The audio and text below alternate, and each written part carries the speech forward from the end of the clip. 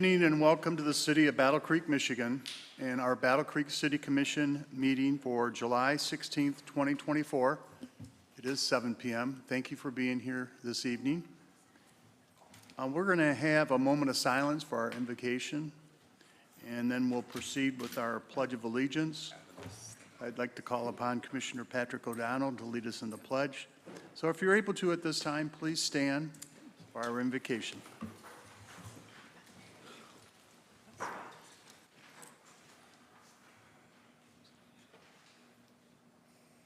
Commissioner O'Donnell. Yes. I pledge allegiance to the flag of the United States of America and to the republic for which it stands, one nation, under God, indivisible, with liberty and justice for all. Thank you. Thank you, Commissioner Patrick O'Donnell. Next item on our agenda is the roll call. Madam Clerk, when you're ready. Commissioner Ballard. Present. Commissioner Lance. Here. Commissioner Morris is absent. Commissioner O'Donnell. Here. Mayor Banky. Here. Commissioner Reynolds. Present. Commissioner Simmons. Here. Commissioner Smith. Present. And Vice Mayor Sophia. Here. Thank you. Thank you very much, Madam Clerk, and thank you to each of the commissioners for being here tonight. Our next item on our agenda is our proclamations and awards. And I'd like to ask our Assistant City Manager to assist us in this at that time.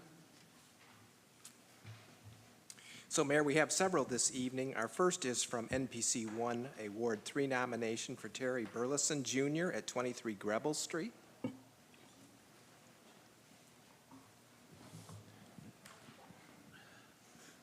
Somehow. We have an NPC 11 Ward 4 nomination for Matthew Marble at 738 Riverside Drive. Thank you for being here.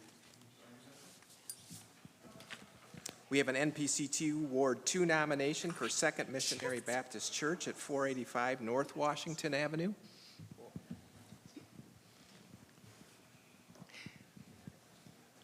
NPC 2 Ward 2 Deborah Malone at 160 North Washington Avenue. Thank you for being here. NPC 3 Ward 4 nomination for Monique Logmeyer at 417 South Washington Avenue. And then finally, NPC 11 Ward 4 nomination for James Maynard, the McDonald's at 2593 Southwest Capitol Avenue.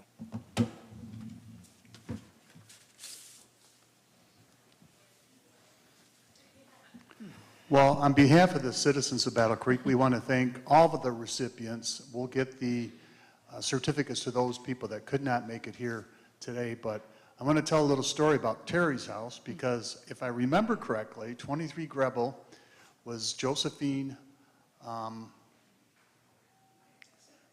Mattiash, and she was a sweetheart, and she used to make dinner there and invite 20 or 30 people. So I saw that address, and I said, Terry, I'm going to have to ask you if that was the Mattiash family. Oh, nice. Very good, very good. She'd be happy. And of course, we have the Second Missionary Baptist Church, 485 North Washington. I want to congratulate everyone. Improving our housing stock is very important, and I think a lot of people are doing some good things in our community when it comes to this, and we just want to say thank you from the bottom of our hearts. It's just our way of showing our appreciation and our love for the work that we do in our community. So once again, let's give a round of applause for the two people who are here tonight. Congratulations. Thanks. Are there any other?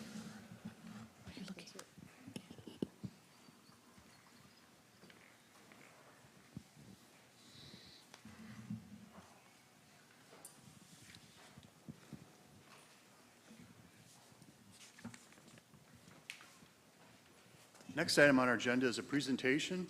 I'm going to turn it over to our Assistant City Manager. Mayor, did we miss a Did we? proclamation for National Day of Summer Okay. Learning? Yes. Do we have a representative? Yes. Okay, come on front. I'm very sorry.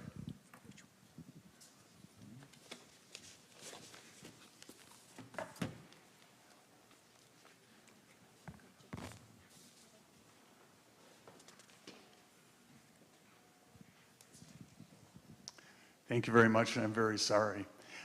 This has been an event that for the last 3 or 4 years, the city has participated in. Would you mind telling us a little bit about it and where it will take place? So National Day of Summer Learning is going to be July 26th at the Festival Market Square. We have a lot of stuff geared towards youth and them having fun. National Day of Summer Learning is just to uplift the importance of summer and all out of school time learning and out of school time programs. We would love to see you all there.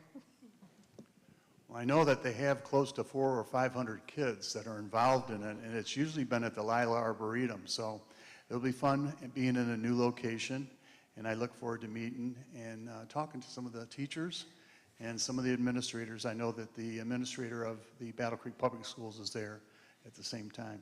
So on behalf of the Battle Creek City Commission, we say thank you, and we look forward to the big event coming up next week. Thanks.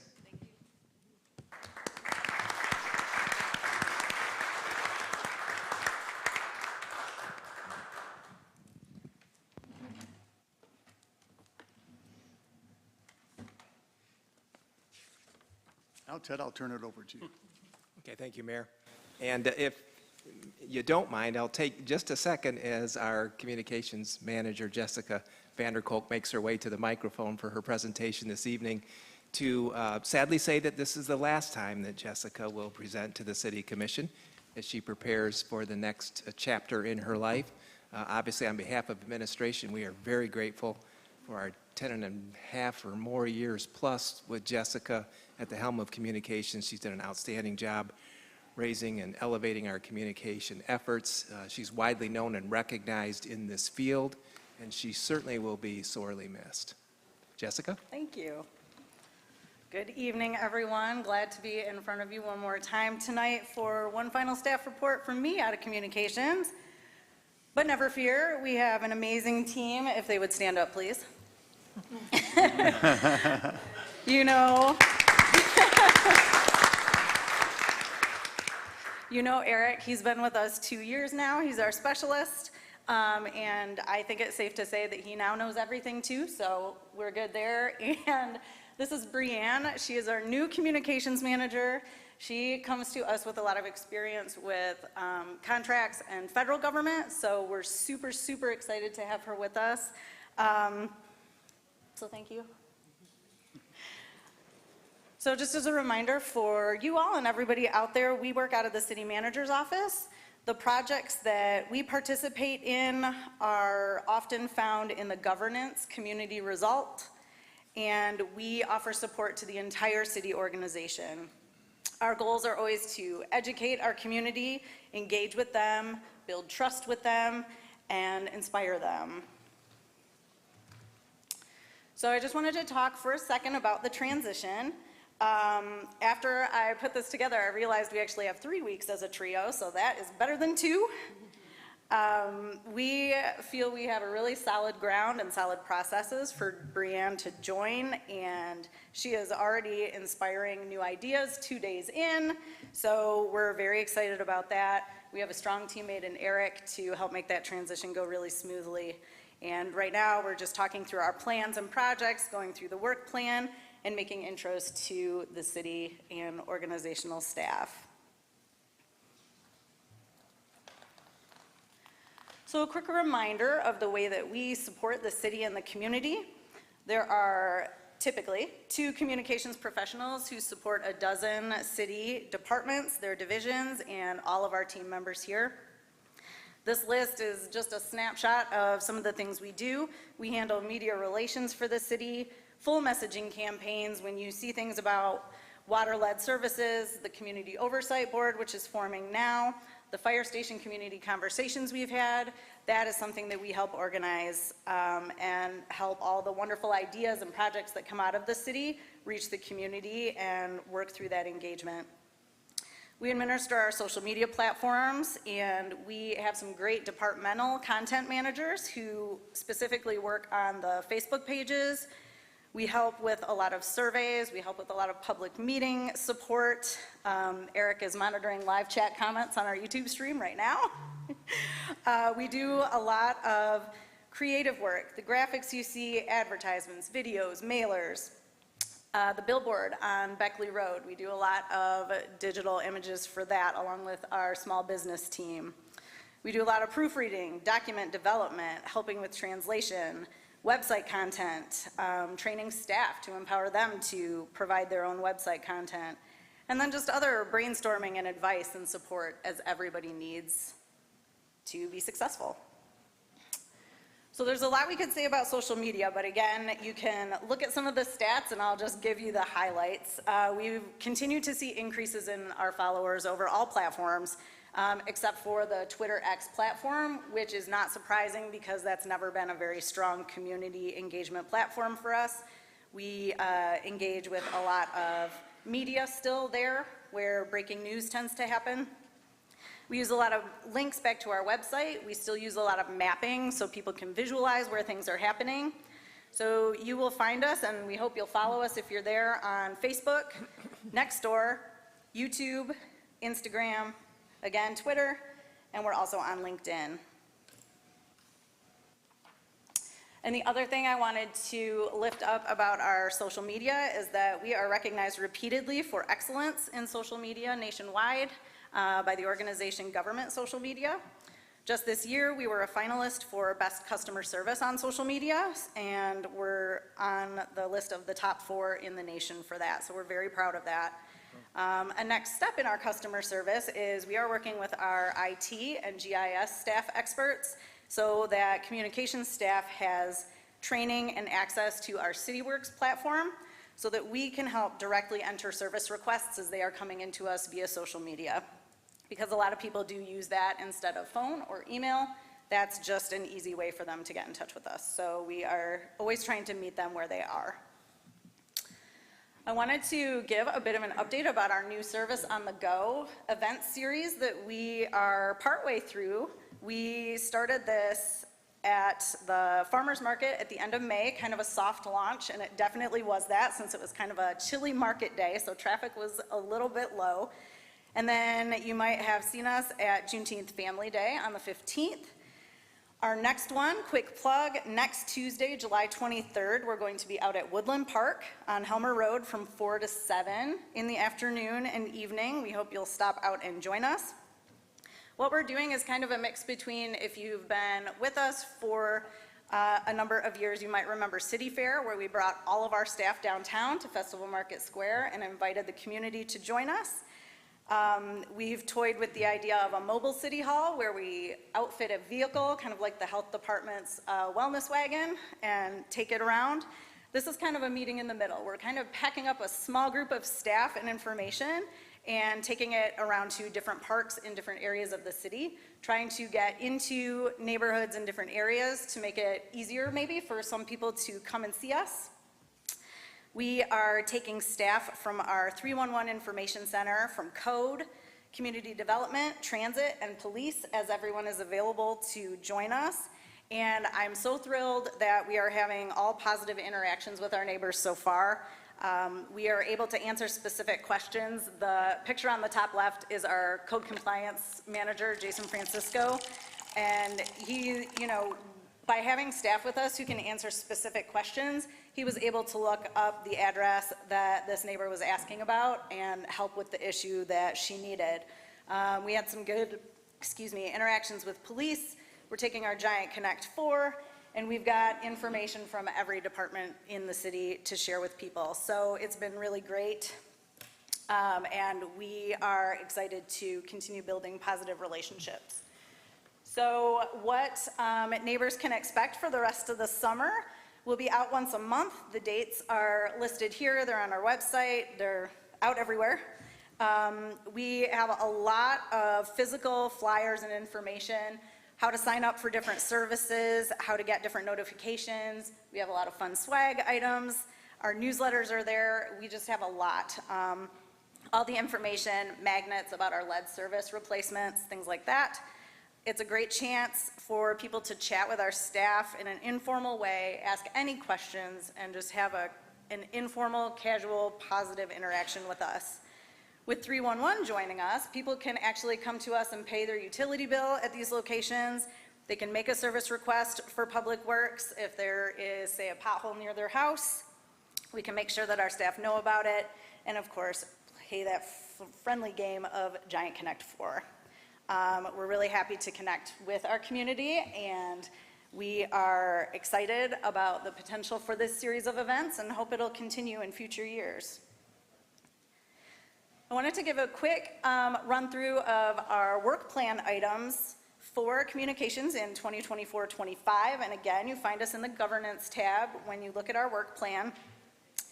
Community engagement is always huge, and we are looking to continue working with community development in particular, but probably most of the departments in the city to update our strategies, specifically in how we engage in the neighborhoods. Our website, we're always looking to improve there. We could refresh our main city website this year, so that is on the horizon. We're working with our recreation department to merge their website back into the main city site just for ease for everybody. And we have an accessibility focus right now to make sure that we are not having misspellings and broken links and broken images and things like that. Service on the go will continue. We have our event next week. We'll have one in August and one in September. Hopefully the weather holds out till then. We are always working on our policy updates. Our next national community survey will be in 2025. Again, we are doing those approximately every 3 years. We were delayed from 21 to 22 due to COVID, but we are back on our 3-year plan. Branding, we have been following the Kellogg Foundation's community process for branding, which is, I know, still rolling out. So our city branding plan is paused for now while we see what that looks like and how we can engage with that and perhaps spin off of that for what the city will be doing. Campaigns, I mentioned some of the ones that we work on. We do a lot of larger engagement and messaging campaigns for our departments as they're needed and as they are doing projects that elevate to needing mailings and graphics and billboards and all the things that we can do to help get those messages out. Lots of news. Our community newsletter this year is in the utility bills every other month. The next one everyone will be seeing in August. That goes on our website as well. And then we send out a monthly add-on e-newsletter that has videos that are coming out of the city commission meeting so people can follow the action there and other news that's happening in between our hard copy newsletters. We are loving the podcast that we're doing with Richard Pyatt. We have one episode a month. It is on our website, or you can get it wherever you like to listen to your podcasts. July is just about to release, and you will hear from our aviation director, Phil Kroll, about the airport centennial coming up soon, so we're excited about that. And then we're always trying to help and empower the rest of the organization. Police staff want to be able to be live on social media, so we're looking at Nextdoor and YouTube for them. We're always looking at how to encourage our staff to keep taking photos for us where they are. A few years ago, I remember we had a great photo taken out of the airport of one of the snow blowers with, I don't know if you remember, the big arc of snow that was coming off it, and that was really popular, so we just love to see what is going on everywhere in the city. On the horizon, we are always thinking about what's next and what we can do to keep engaging and keep the organization successful and our neighbors successful too. So diversity, equity, and inclusion, we're working a lot with Kimberly in her activities. Language access is a big one for us. We are part of the internal task force that Kimberly leads, and we have been part of community meetings that are giving us lots of new ideas on how to make the city more approachable and engaging for anyone whose first language is not English. Video is always big, and we are looking at more helpful videos that can help explain city services and processes, simple things about how to sign up for garbage, how to pay your bills, things like that. So we're always looking at good ideas for that. And then media, we are working on finishing in our workflow that we designed 18 months ago, getting a request form that fits into our workflow for media requests, making it easier for staff who get media calls, and also our reporters who are trying to reach out to us. And these are all the ways you can engage with us, online, by phone, etc. And so I will stop there and take any questions you might have. Are there any questions? Yes, Commissioner. Thank you, Mayor. I don't have any questions. I just want to thank you for your service, all the hard work you've done for the city of Battle Creek. We really appreciate it, and it really shows. Thank you. So much, and blessings to you in your new endeavor. Thank you. You're welcome. Commissioner Patrick? Thank you. Thank you, Mayor.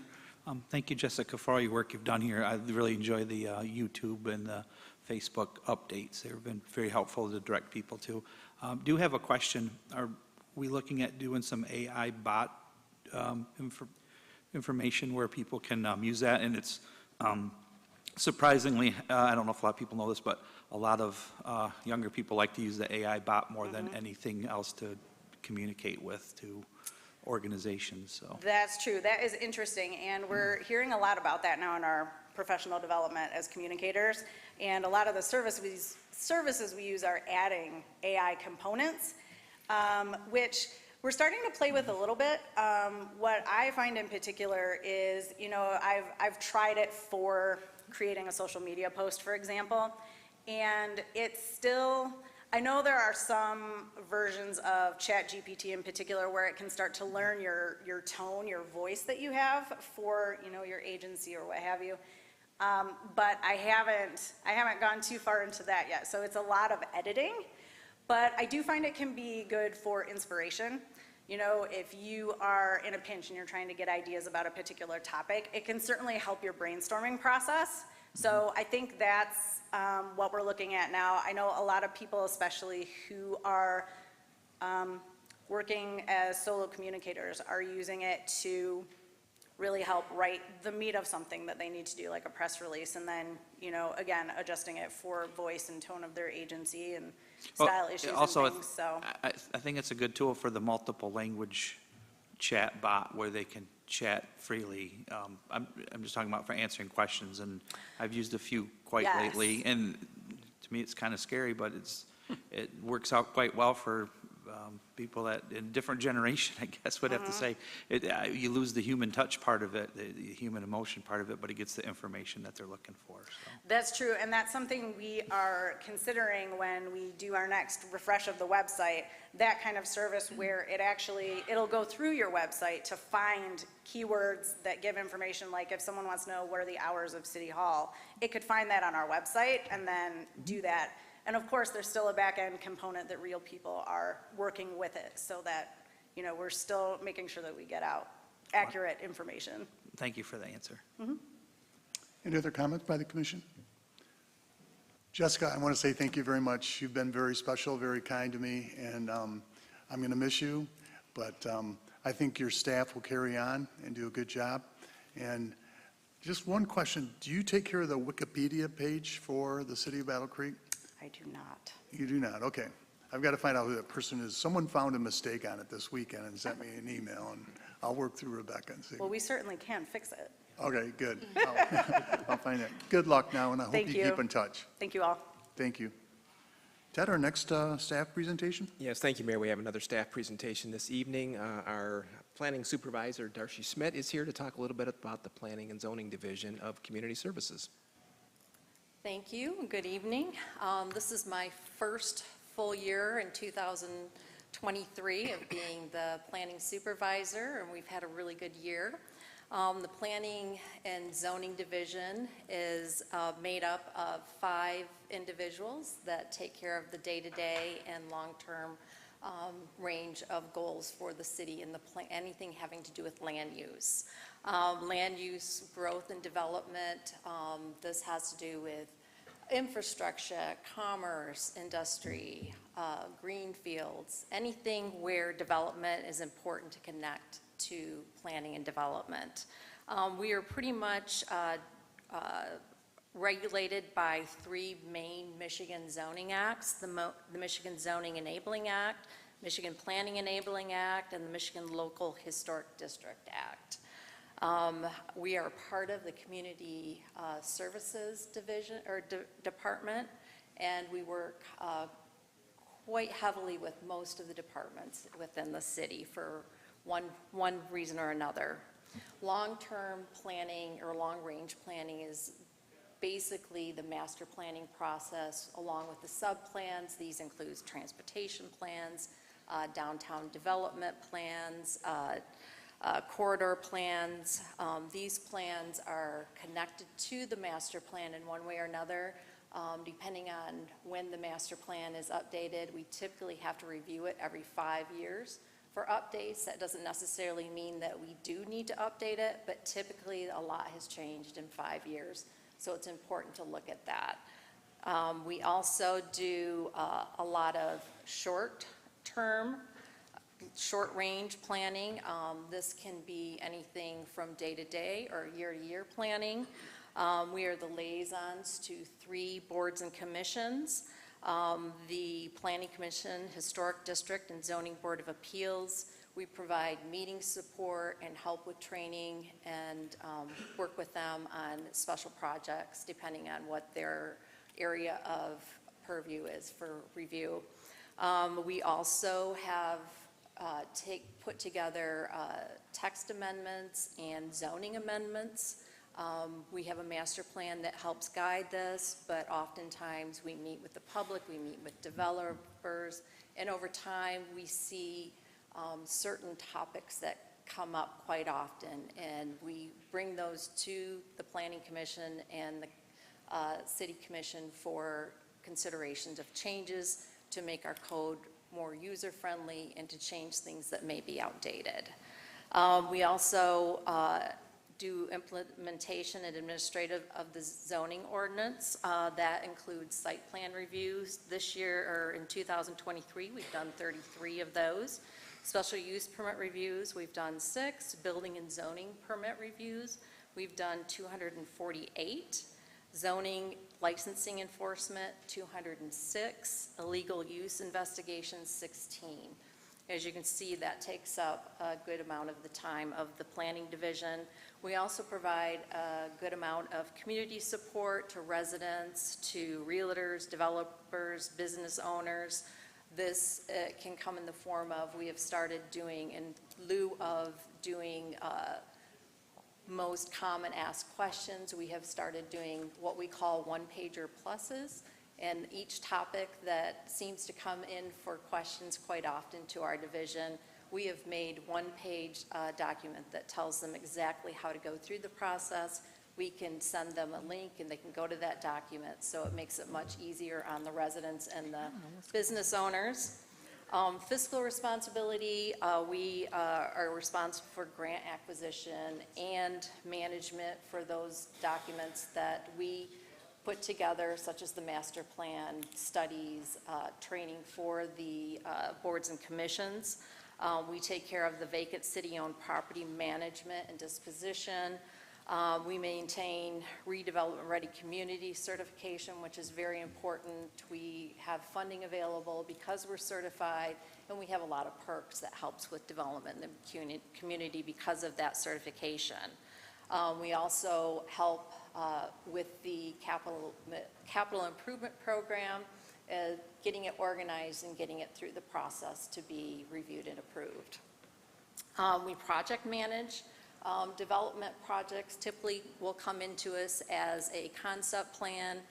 We work with developers, sometimes helping them find properties, getting them through the review and approval process, and working through the management department if there's funding potential that they could look into. That is basically the short-range planning. Specifically the, whoops, I haven't moved forward, have I? It's okay. There you go. No, it's okay. I was monitoring it. It's okay. You got it? I got it. It's All right, fine. there we are. Yep. So the Planning Commission, being the liaison to the Planning Commission, is a very important part of what we do. The Planning Commission is advisory to the City Commission. They review all special use permits, ordinance amendments in the text form, and the rezoning of properties. They are responsible for reviewing the master plan and working with the staff to put together the master plan and any sub-plans to adopt. They have done we've got a bar chart for 2019 to 2023 to give you an idea of the changes that have occurred. with these different applications. So we have plan adoption, zoning reclassification, special use permits, and ordinance amendments. You'll notice that the 2022 to 2023, there is a significant difference in the number of special use permits that were done in 2022, 17, and only 6 in 2023. That is mainly, that reflects the zoning text change that was made early in 2023 to take some of the uses that were originally under a special use permit that could be moved to a site plan that were not necessarily needing a special use permit. So that has reduced the number of special use permits that have been required and made development a lot easier and less cumbersome for the city. And that's reflected in the chart. The next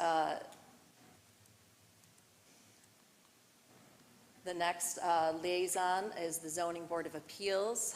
That's a quasi-judicial board. Any appeals to the Zoning Board of Appeals will go to the Circuit Court from 2019 to 2023. You can see the difference in the number of variances approved, variances denied, and appeals of the zoning administrator's decisions. These have varied quite drastically from year to year. But the most significant change is, or thing to notice is, there have been 0 appeals of the zoning administrator's decisions. Those do happen, but it's best that we can work and interpret the code in a way that we can work through the zoning variances without those appeals. The final liaison board is the Historic District. The city has several historic districts. The historic districts review all of the applications for the exterior homes. There are a handful of items that can be administratively approved. If you look at the difference between 2022 and 2023, it's very similar. There were a few more projects reviewed by staff in 2023 than 2022. Again, that just varies depending on what changes are made. One of the other things that the Historic District Commission did this past year through the staff is there were 3 different mailings that went out to anyone who is located or owns a house in the historic district. And number 1, it let them know that they were in a historic district, what it meant to be in a historic district, and who they could contact with questions about any improvements that they did to the outside of their home, and kind of explained what the Historic District Commission would be looking for with the type of improvements that they were making. This went out in 3 different mailings because the 3 together were quite substantial, so we had hoped that sending them out in 3 different stages would be helpful and allow them to take time to talk to us and ask us questions if they needed to. We do have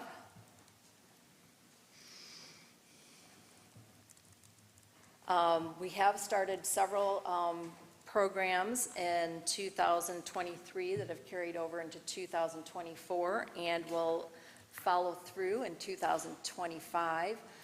The Planning and Zoning Division has worked very closely with Community Services Division, specifically on joint efforts to look at housing issues. Part of the master plan will be hiring a consultant to work with us to get surveys done for housing questions to go out to the different neighborhood planning areas to talk about housing and what different housing is allowed in the neighborhoods and whether there's any interest in changing, or if there were changes, how would they perceive these changes. The plan that the Community Service Division is working on is the HUD Consolidated Plan for 2025 to 2029. A lot of these topics and questions are similar So instead of going out and looking at them as two different input processes, we're going to combine them to make it easier on the community and combine resources. We also have joint efforts with the Planning and Zoning Division and the Department of Public Works. We are looking at a improvement in addition to our green infrastructure. We have some in our current master plan. We're going to look at those and try to work together between planning, zoning issues and the Department of Public Work issues and see if we can make processes better, easier, and work together in that area. We are also working with the Department of Public Work on streamlining and improving our development review process so that things go through seamlessly. An update to the master plan will start with the housing discussion that we're going to have and continue through 2025. Most of the updates will have to do with housing concerns, the Beckley Corridor Plan, and then updates to all the demographic information. So we'll be rolling that out to the Planning Commission soon to start their process. We also have additional grant acquisition that we'll be working on this year. One is for a historic district, for the Historic District Commission, which will allow for additional training, and it will also allow us to look at the development of a review and design development plan that the staff and the Historic District Commission can use to guide in their decision-making. They use Secretary of Standards for how they approve, but this just gives them a little more detail and things that aren't quite so clear-cut. So I think that'll be a good addition to their process. Okay, are there any questions by the commission? Yes, Commissioner Smith. Thank you, Mr. Mayor. And thank you very much. This is, the nuts and bolts. This is the weeds of municipal government. Nothing else really happens without the work you do, and you do an outstanding job, your department does. Thank you so much. I did have one question regarding how zoning, in particular, specifically planning when it comes to the housing stock that we have in the area, how that interface between where the city's geographic boundary ends and, say, Emmett Township begins, for example, just, the development on the Emmett Township side. How do we account for planning and zoning on our end? Do we work in conjunction with other municipalities? Can you tell us just a little bit more about that? Yes, we do, especially when there's any changes or we're proposing any changes. All of the municipalities around us and we will do the same. We send out a notice of intent that we're going to start planning. And then any areas that are changing on our border, because this happens anytime we do a master plan. And anytime we have anything that's changing, we will consult with the abutting neighbor or And that process community. works pretty well then? It does. Wonderful. It does, That's yeah. all I was concerned And about. usually, Thank you. it's very rare, and we've gotten quite a few intents to plan from the surrounding area. So we look at their plan to make sure that it doesn't conflict with what we're doing. That's what I was hoping to hear. Yeah. Thank you very much. Yep. Any other questions by the commissioners? Thank you very much. We appreciate it. Next item on our agenda is chair noting any added or deleted resolutions. Thank you. There were none. Next item on our agenda is petitions, communications, and reports. There were none. Thank you very much. Next item on our agenda is introduction of ordinance 13-2024. Madam Clerk, when you're ready. The Open Meetings Act, OMA, Act 267 of 1976, requires public comment be offered at meetings of public bodies, but it only requires that one opportunity for public comment be offered at a meeting. MCL 15.263, Section 5, also provides that persons must be permitted to address a meeting of the public body under rules established and recorded by the public body. The City of Battle Creek Rules of Procedure, as set out in Chapter 212, currently permit a separate period of public comment not to exceed 3 minutes for comments specifically regarding the ordinance introductions and ordinance adoptions. Battle Creek Rules of Procedure also currently provide for 3 minutes of public comment for any consent agenda item and/or resolutions not on the consent agenda, in addition to 3 minutes of general public comment at the end of the meeting. A non-exhaustive review of other Michigan municipalities' rules regarding public comment revealed that many provide only 2 periods of public comment at every meeting. One is collectively for all legislative matters to be voted on, whether it be an ordinance introduction or adoption, a consent agenda item or a regular resolution, and 1 for general public comment. In instances where a public hearing is set and the law requires a specific period of public comment for that matter, then 3 minutes is provided for the public hearing. A greater number of municipalities only offer 1 period of general public comment, as well as public comment for a public hearing where required by law. This proposed ordinance amendment is modeled after the City of Grand Rapids, providing 1 collective period of public comment for all legislative items on the agenda, 1 period of general public comment, and public comment for public hearings where required by law. The exception that this proposed amendment increases public comment for all legislative agenda items from 3 minutes to 4. In addition, this proposed ordinance amendment would move up the period of public comment for all agenda items to take place prior to any ordinance introductions or adoptions. The goal of the proposed ordinance amendments is to ensure a better flow to the business meeting. The amendment to the ordinance was requested by Commissioner Lance and supported by Mayor Banky and Vice Mayor Sophia.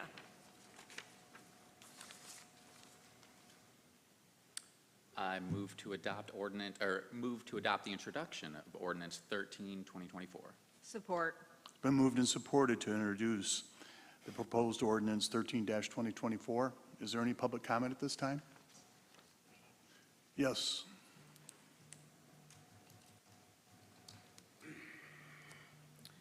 Joe Harris, Eldridge Street, Battle Creek. Robert Kennedy said this, hand in hand with freedom of speech goes the power to be heard, to share in the decisions of government which shape men's lives. This proposed ordinance amendment, which will make it so that public comment will consist of only 2 public comment periods, does nothing but restrict Battle Creek citizens' freedom of speech in regard to public comment, in that it reduces citizen opportunity to speak and be heard. As it sits, these Battle Creek City Commission meetings have one of the best opportunities for public comment in the area, and that's something we should be proud of. That's something we should embrace. Why are we being followers of other municipalities and what they do? As a citizen of Battle Creek, I'm proud of how we currently have our public comment times, because it provides more opportunity to speak and be heard, and is more in line with the Constitution than Grand Rapids with their restrictive public comment policy. In all honesty, the only people who benefit from this change is the commission, not the citizens. And I believe that each of you took your office with the intent of serving the public to the best of your ability. With this amendment, though, you're not serving the public, but you're serving yourselves, in that you all might get out of meetings much sooner with less public comment time. Now, I don't want to believe that any of you are that shallow. I want to believe that you all are better than that. Russia media executive, and I'm going to butcher this name, so forgive me, Margarita Simonian stated this: in the U.S., the country that has always been lecturing the world about the value of freedom of speech, of everyone's right to speak up, the U.S. has now become a beacon, a leader in this movement to shut everyone up. That's so disappointing. I'm asking the commission to be leaders. Don't amend this ordinance. Vote this proposed amendment down. Don't pass it. Be proud and embrace the current public comment ordinance that you have, which encourages freedom of speech and the right to be heard. Be a beacon for other municipalities to follow, so as to show them how things are done. Thank you. Thank you for your comments. Are there any other public comments? Yeah, Brian, in the back row.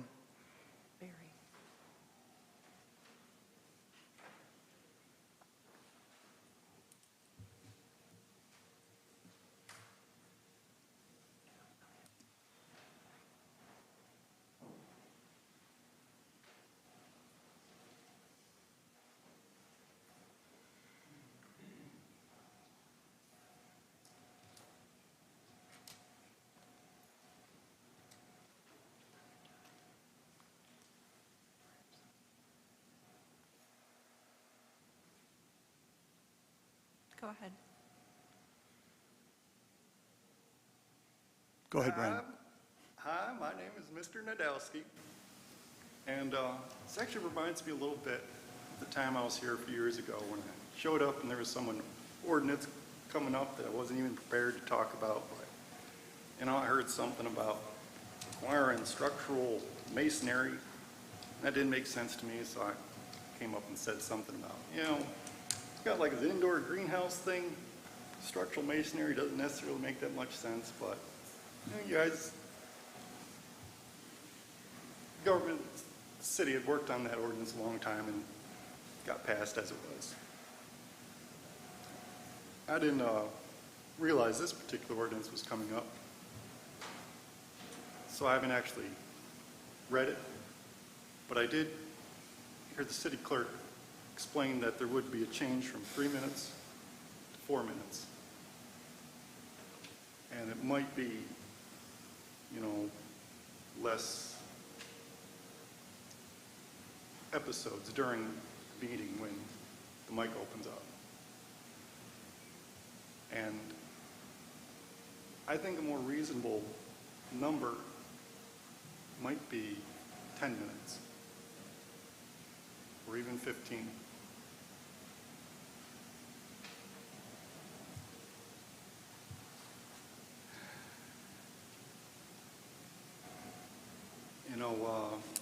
It might be temporary. You might want to go back and meetings might end up running a lot longer than is good for everyone. But if you tried 10 or 15 minutes, it might be an easier pill to swallow, if you will, for the public.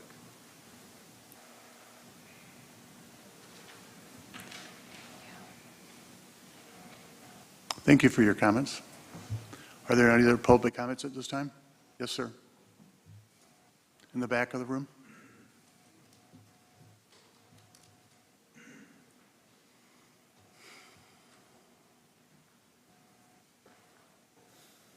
Hello, Just Schatz, running for your 44th District representative here. I'm so troubled by this ordinance. I echo the words that we did have something to be proud of here for Battle Creek and having one of the most non-restricted public comment policies. But even at that, I noticed the difference from the first time I've come to one of these meetings till now. I get a packet at the door that's marked agenda, but only the first 2 pages are agenda. The last 3 pages of that packet are the rules for how the public can and cannot speak.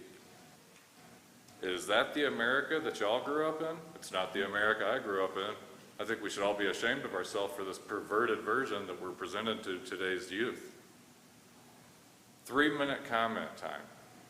I can't help but be reminded, I grew up as the grandson of a Baptist preacher and attended many churches on a visiting status. And I'll never forget one minister telling the congregation that he wasn't going to be wasting a bunch of time anymore with taking everyone's prayer requests, that they needed to go ahead and submit them in writing. They weren't going to waste a bunch of time hearing all that anymore. And I was looking around in the room. I don't think that there were 7 people in those pews. And I thought, wow. I wonder why they're so empty. He doesn't have the time to hear the prayer request from the only 7 he's got there. And it just, that's kind of the exact same feeling. I feel like there's a deja vu with that. Because I don't mind telling you a little bit of education time here. The American tradition is a 3-minute limit to the comment time if you have a room full of people waiting to speak. If it's something that's going to drag out all night. It's not to have a technicality to put the hammer down and stop somebody right at 3 minutes so they can't say any more words that you might not want to hear. What kind of are you representing the people with this kind of a move? It's, I guess, join right along with Ron DeSantis down in Florida disbanding the citizen review boards for any law enforcement action. Because even though they didn't have binding power or authority over anything, they just had the ability to give an opinion. They're not going to hear that. They don't want to hear what the people have got to say about it. You say that we looked at Grand Rapids, we're modeling other municipalities, and they're getting away with ruling over the people with so much less pushback. They're hearing from the people so much less than we have to. Shouldn't we just cramp that right down and get that free speech crimped right down into place where it belongs? I have to tell you, this is why I'm running. This is why. Thank you very much for your comments. Are there any other public comments? David?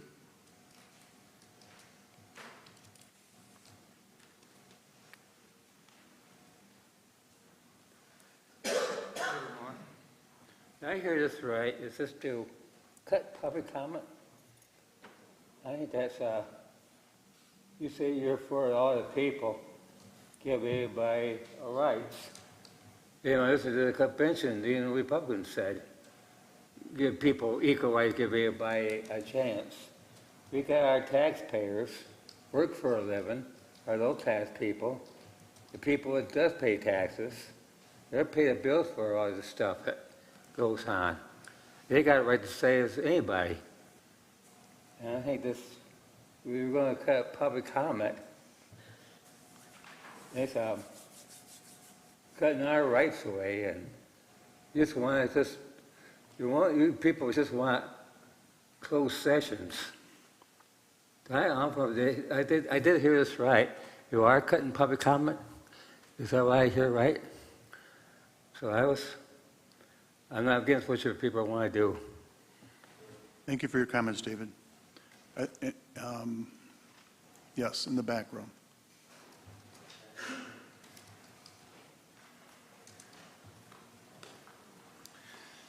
Hello, Adam Heikkila, former Bedford Township Supervisor. And the only reason I say that again is because I've been in your position, so I know a lot of how you feel and how, especially when people come and are unhappy and say things at comment times. But more importantly, I know where you're at, and I understand further being out of that position, attending many board meetings around the state, seeing how they function, seeing what the public feels like in those different settings. And participation is what's needed. The places that the people are the happiest with the board and the flow, because what you said in this statement here of why you're making this change is because you want to help the flow. But what does that mean, flow? For a board that just wants to have control and get things accomplished that they want to accomplish, that would be them controlling the flow. That would be you being able to separate from the people further to do what you want to do, so that you don't have to listen to the people that are upset.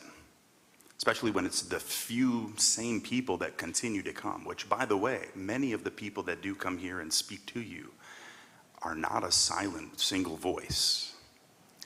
Many of us carry behind us many, many other people from the community.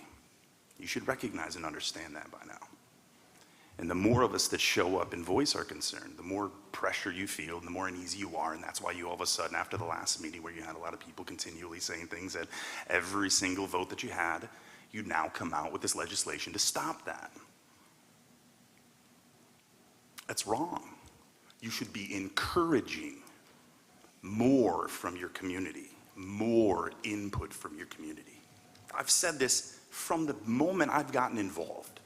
And I have seen now, since I've gotten involved in this community, in the political machine of this community, I've seen it closing off more and more and more and more from you boards, from the people that you represent, that you're supposed to be a part of, that you're supposed to truly represent, not the few people that tell you what to do, that you do the bidding of, which is cronyism, which is what we have a very, very, very bad problem here in Calhoun County. So don't close off the people further. It is a good thing to hear even if it takes all night sometimes. It should be Thank a you for your sign of comments, what's going Adam. on. Thank you for your comments. Autumn Smith?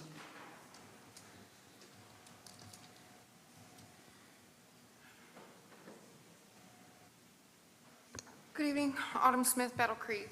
There's a reason it's called the First Amendment, because without the first, you wouldn't have the rest. Our republic was not founded based on 3-minute time limits.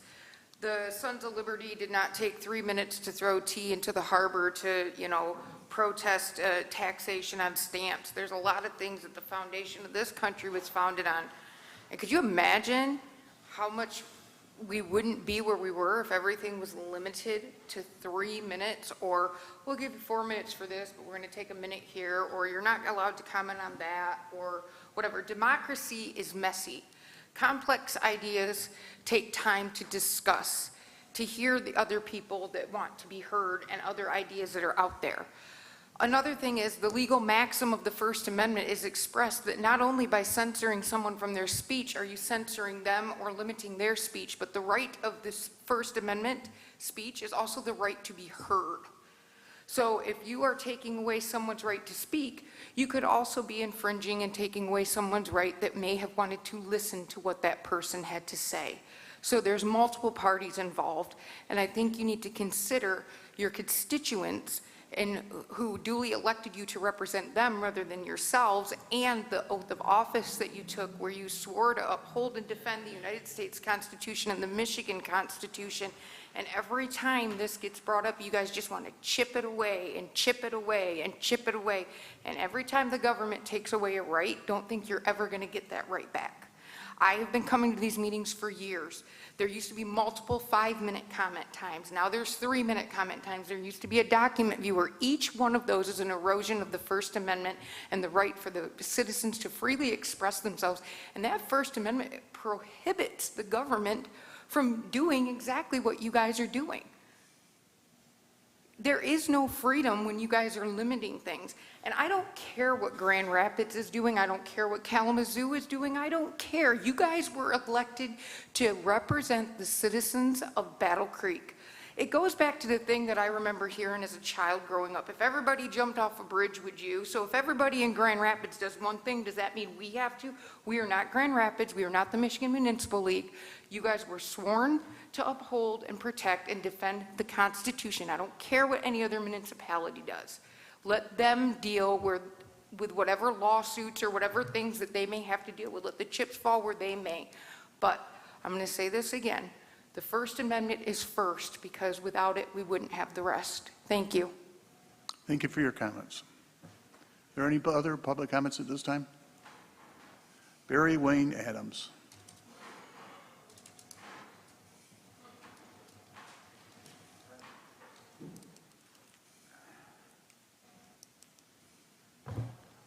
I guess I got recognized.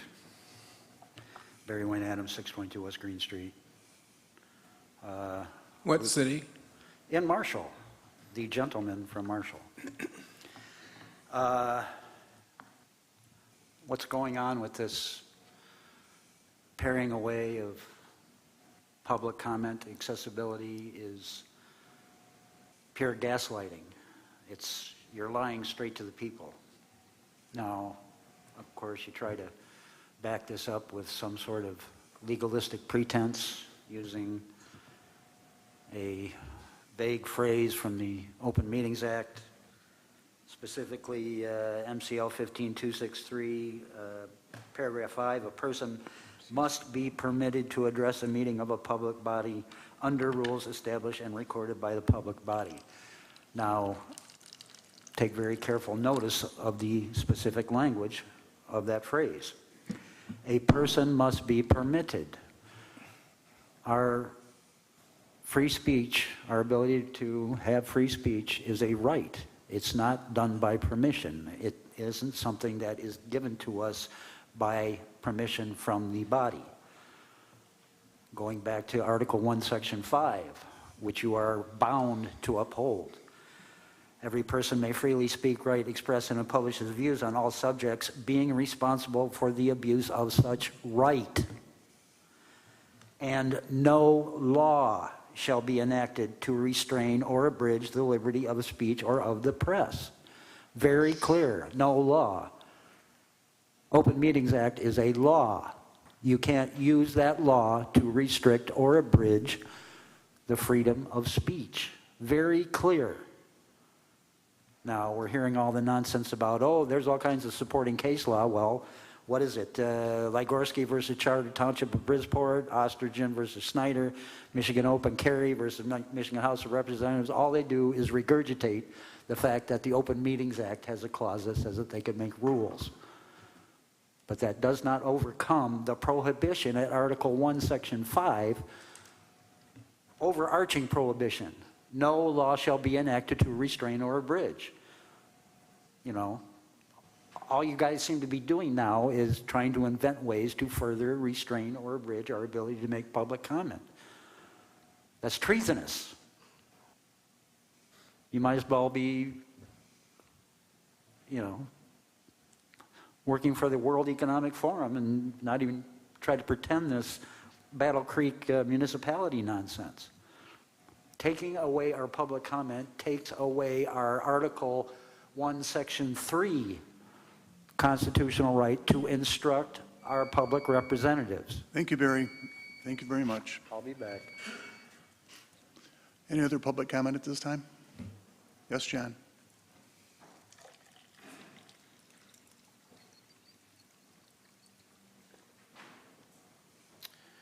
John Kenevic, 234 South Avenue. A person that spoke just a little bit before me said he was hoping that the commission would not be that shallow. You can hope all you want. 20 years ago, in 2001, without authorization from the city commission, the shallow mayor got with the shallow Ward 5 commissioner and shut off public comment at that meeting.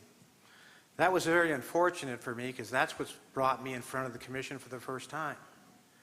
And unfortunately, I've only seen one person in 20 years that I thought wasn't shallow on the city commission. Now let me give you a little history lessons which you seem to have forgotten. First, back 21 years ago, they would talk about resolution number 1 and talk about the subject was apples. Anybody could speak for 3 full minutes and talk about apples. After that public comment was done, the commission would speak on that subject, that resolution, and then they would vote on it. Then they'd go to resolution 2 and maybe talk about zucchini. Anybody that wanted to talk about zucchini for 3 minutes would have the ability. That was taken care of as far as everyone that spoke on the matter. Then the commission would talk about it and vote on it. That's all disappeared. You've done everything you can to restrict things. In speaking of things, I just keep remembering Animal Farm when the pig is climbing up on the barn door changing the laws. I am not interested in other municipalities violating their citizens' rights. That's the citizens' problem of those municipalities. Just because they do it doesn't mean that you have to be arrogant enough to restrict people's rights. Now, what exactly is this ordinance? It's change. Very simple. They're going to take any kind of information that's in the introduction or adoption of ordinances and add it into the other things. So that if I were to come up here and speak like I'm speaking on this ordinance, and I use 3 or 4 minutes, I can't speak on anything else that might be incredibly important because you shut it out. You all took an oath of office to defend the United States Constitution. When is that going to begin? Show me the resolutions where a city commission, which is, this ordinance is not brought up by the flow of the people demanding this. This is done by lazy people on the commission that want to make their jobs a little bit more or a little less efficient for the people to come up here and speak. Is that what you really represent when you're here? Is that your purpose? Is that the job that you have come up with, saying that, hey, we're going to restrict this so that we can't have other people speak on serious matters that are down the list on these things? Use a few minutes here, you lose minutes there. That restricts you. Thank you. Thank you for your comments, John. Any other public comment at this time? Seeing none?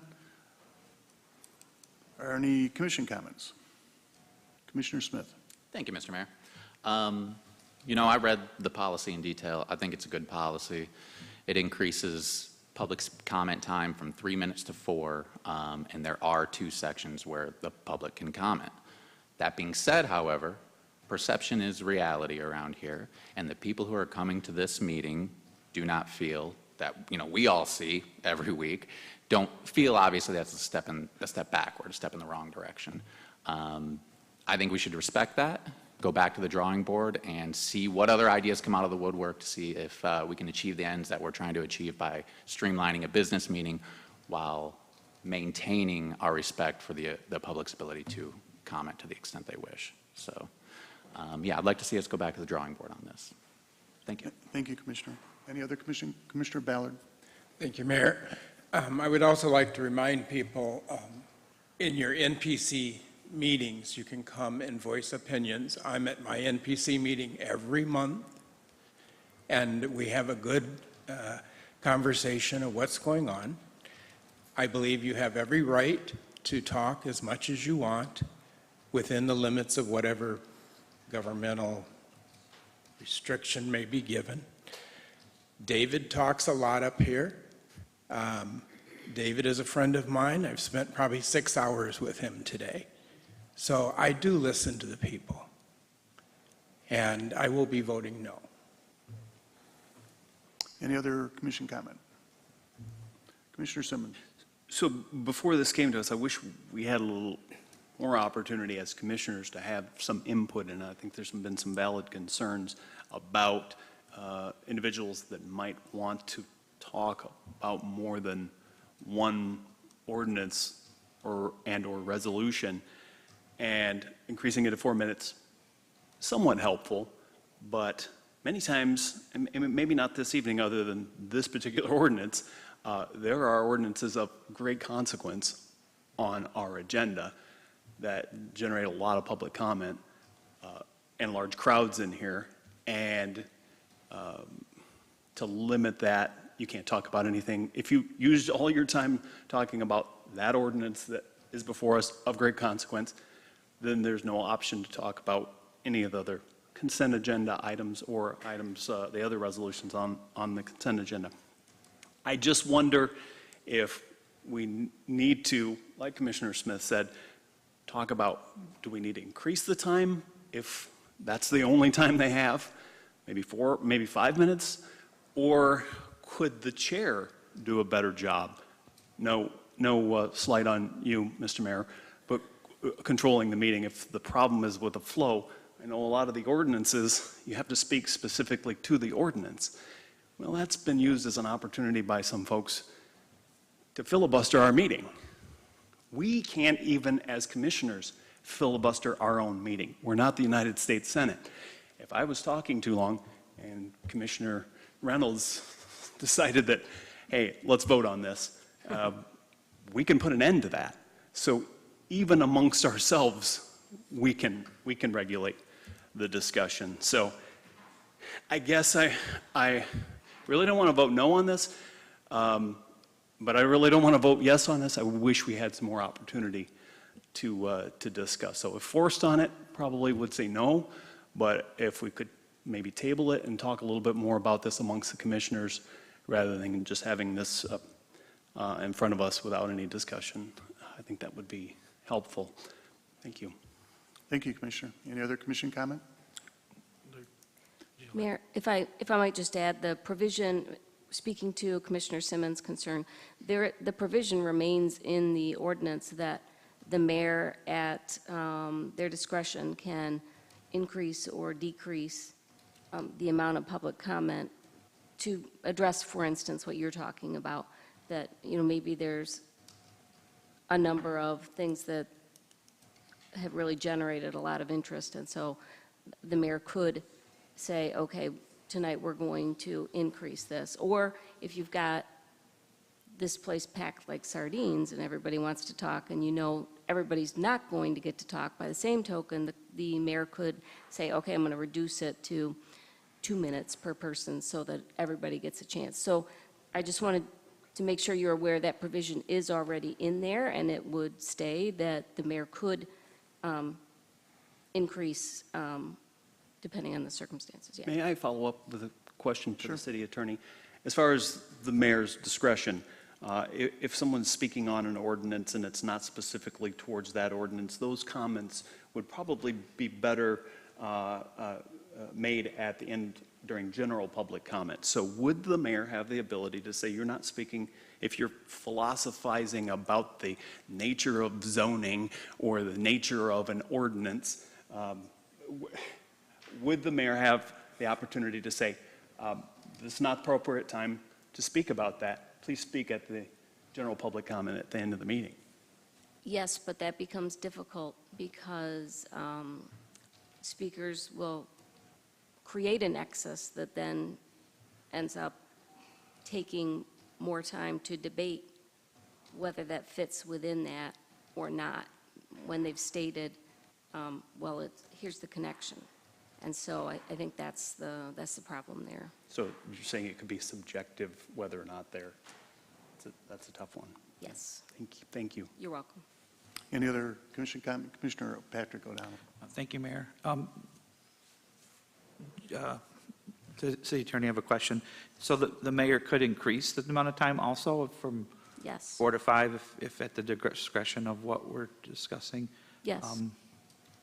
I'd actually like to see another minute increase at the other end, just make it so it's 8 minutes. That brings us closer to our gentleman's comment to 10. So we've got 4 in the front and 4 on the back, but maybe we need to consider talking about this amongst ourselves. So. We have had, I, for instance, went through when we did adjust a time previously and went through probably 6 months worth of meetings and had my assistant time how long people were taking to talk. And in almost every instance, they were taking less than 3 minutes to talk about anything on the consent agenda and the regular resolutions.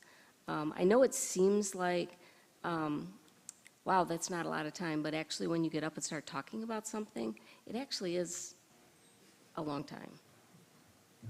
So I just wanted you to be aware of that. I don't know if you were on the commission yet, but I did present that, had my assistant time it. No, I don't recall that, so. Any other commission comment? Mayor, I guess I would like to propose what would be the appropriate postponing or tabling to have some further discussion about fleshing this out a little bit more?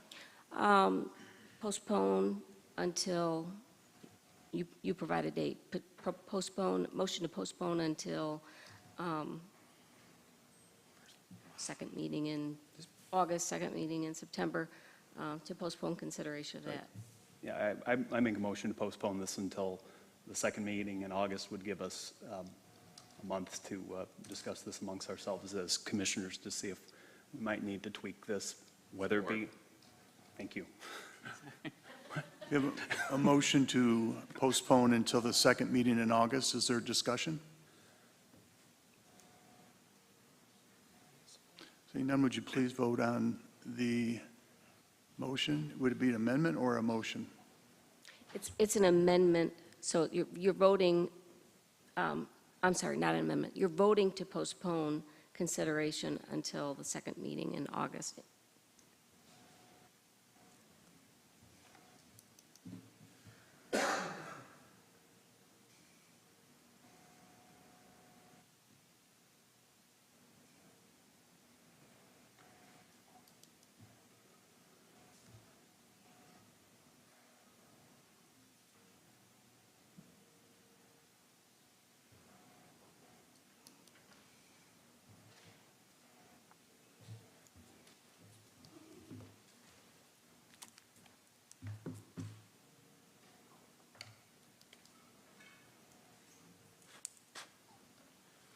The amendment does pass. Next item on our agenda is the adoption of ordinance 494, ordinance 10-2024. Madam Clerk, when you're ready. Westbrook Place Apartments is a 60-story mid-high-rise building with 69 units of multifamily affordable residential housing for persons who are 50 and over. On December 23, 2021, the property was sold and is now owned by Westbrook Preservation Limited Dividend Housing Association, LLC, with Full Circle Communities, FCC, as the project developer. FCC is requesting a renewal of the pilot, reflected here in an ordinance amendment showing the new owner as the sponsor, and to provide a renewal of the length of the pilot as the owner-developer seek to apply for additional funds to rehabilitate the property. This proposed ordinance adoption, number 10-2024, would amend Section 8 of Chapter 882, Real Estate Taxation, by amending the terms of the payment in lieu of taxes, or pilot, to reflect the new ownership and financing for Westbrook Place.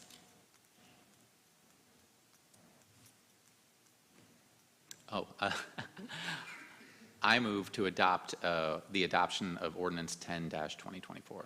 Support. It's been moved and supported to adopt ordinance 10-2024. Is there any public comment at this time? Seeing none? Barry Wayne Adams.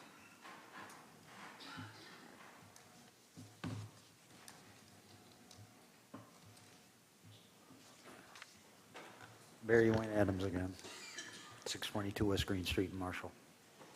I can't help but notice that when you're going through this process, you are saying a resolution seeking adoption of an ordinance. Now, it may be that my understanding is limited, but I don't think that's the case. There are two species of legislative vehicle that's used within a municipality, a resolution or an ordinance. But do you use a resolution to adopt an ordinance? It's either one or the other. It seems like you're blurring the lines between what your two modalities of enactment that you have available to you. And when you're doing stuff like this, it just seems to be just so much legalistic smoke and mirrors. And, you know, as we see with the outcome of these discussions and our public comment input, it's of relatively little impactful value on the council members.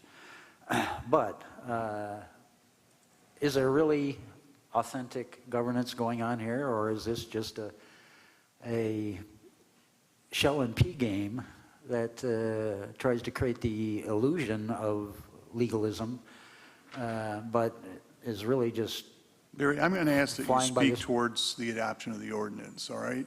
I am speaking to that. Well, I Again- disagree. Either you need Well- to speak to the adoption of the ordinance, You or can't, if you're opposed you to it. can't formulate what's going on inside my head. And when you Well- try to say that I am off topic or something, again. Okay, all right, let's the do it this Constitu- way. I will rule you out of order unless you start speaking towards the ordinance. I am. Then proceed. All right. So, when you're doing these resolutions to adopt an ordinance, how does that process actually work out? You either are voting for an ordinance or voting for a resolution. How do those two things meld together? This is a real question that I'm asking, and I'm probably not going to get any coherent answer from anybody, but this is part of the incoherency that we're seeing in this kind of process. This is real concern. We're the citizens.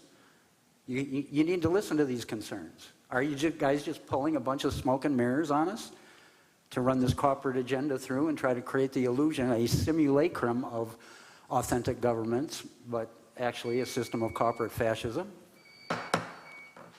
Thank you very much for your comments. I'll be back. Yes, Autumn Smith?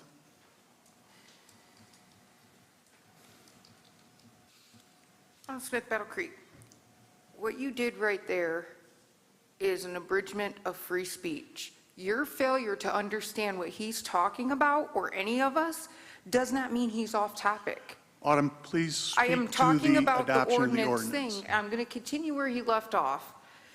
The ordinance adoption and the resolution are two different things. That's what he was trying to explain. Again, Your failure to understand what we are talking about does not mean we're speaking off of topic. Thank you. Thank you for your comments. Are there any other public comments on the adoption of the ordinance? Seeing none, any commission comments? Seeing none, would you please vote on the adoption of ordinance 10-2024?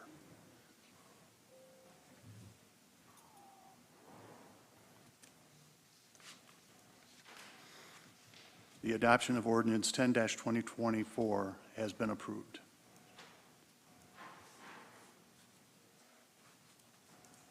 Next item on our agenda is Resolution 11-2024, adoption of that ordinance. These proposed amendments to the city's zoning code will clarify the intended use of accessory dwellings and provide requirements for maximum height and setbacks, remove the agritourism as a special use in the green and R1-R district as it does not align with stated purpose of the districts, and amends the sign ordinance to better align with common signage locations for hotels while limiting the overall area of the sign to 200 square feet. This proposed ordinance adoption would amend the zoning code for the city of Battle Creek as described. I move to adopt ordinance 11-2024. Support. Been moved and supported to adopt ordinance 11-2024. Is there any public comment? Mayor, may I just provide a little guidance? The issues, the comments that we've had are really about process and should go to general public comment. Right. So this is about the zoning code, and just to kind of give some guidance on that. Thank you. The gentleman in the back in the row with the sunglasses on.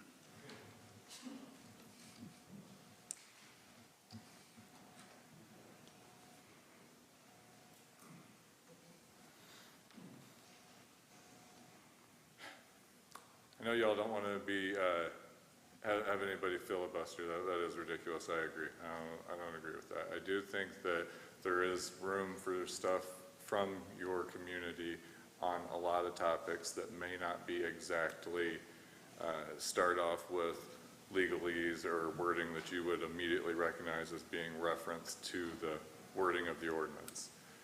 But when I read it on the agenda, there was nothing on the agenda to let me know what the change would be to the zoning. I think how much trouble would it be to put a sentence or two that's done with other things, and it seems concealing, it seems like lack of transparency when we can't even on the agenda say, this is the change that we're going to be putting through to the zoning.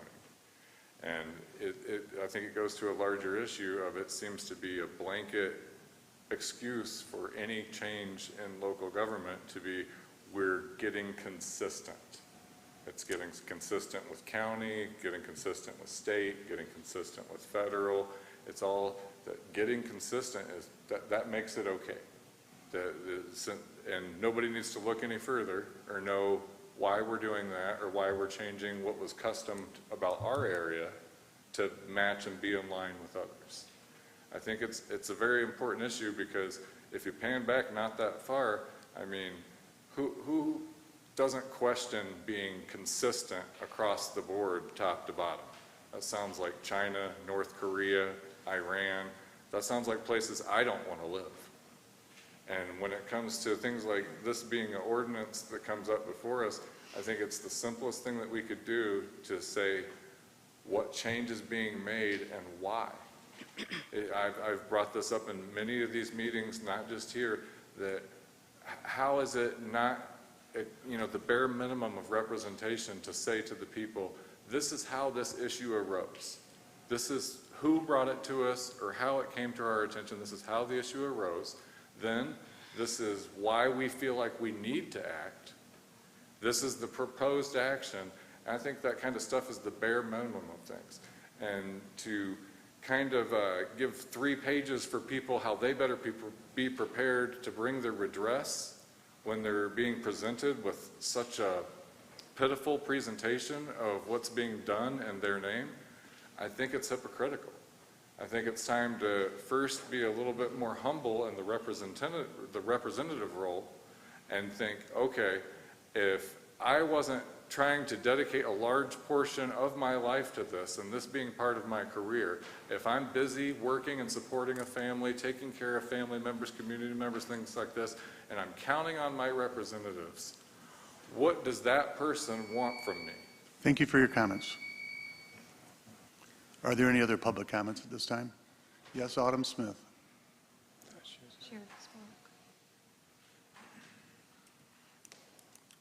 Good evening. I just heard what she said about the ordinance, and she said something about the word hotel and stuff, and having formerly been on the zoning board of appeals in a neighboring community, my understanding, and I'm not saying that the law is the same, or that the zoning is the same in one community to another, but wouldn't hotel fall under commercial properties?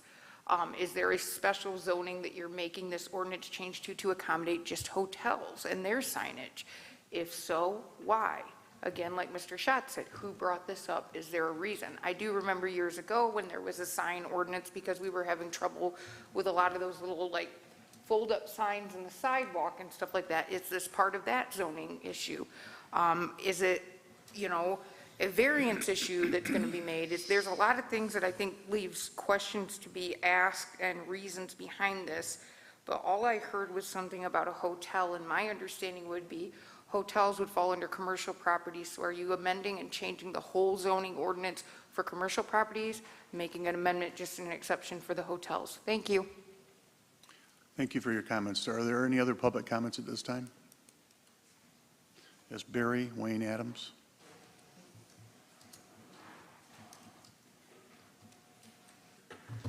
All right. Same guy, same place. Yeah, how is anybody supposed to make any sort of authentic reasoned comment on statements in the agenda that are obviously designed to be so ambiguous as to, and lacking in detail, that you can't make sense out of what you're really trying to do? You know, why are you adopting this ordinance to amend the zoning code? And again, the basic issue of quo warranto, from what source do you get the ability to zone people's private property?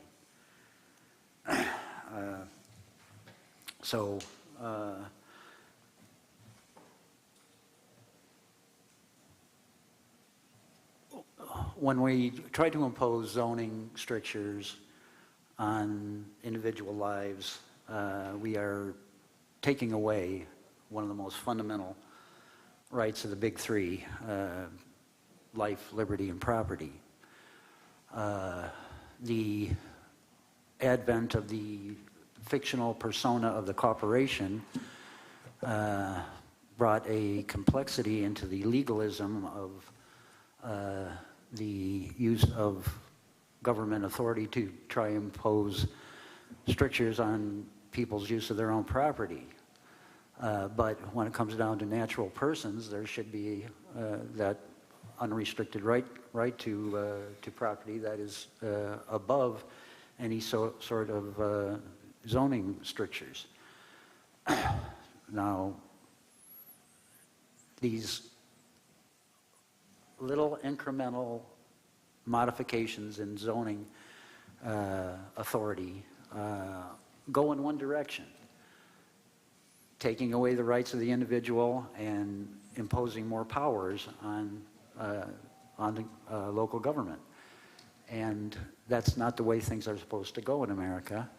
The citizens retain and preserve their natural rights at all times, and it's not to be under attack by various legalistic mechanisms to inevitably over time have everybody's livelihoods and way of using their property completely regulated by government.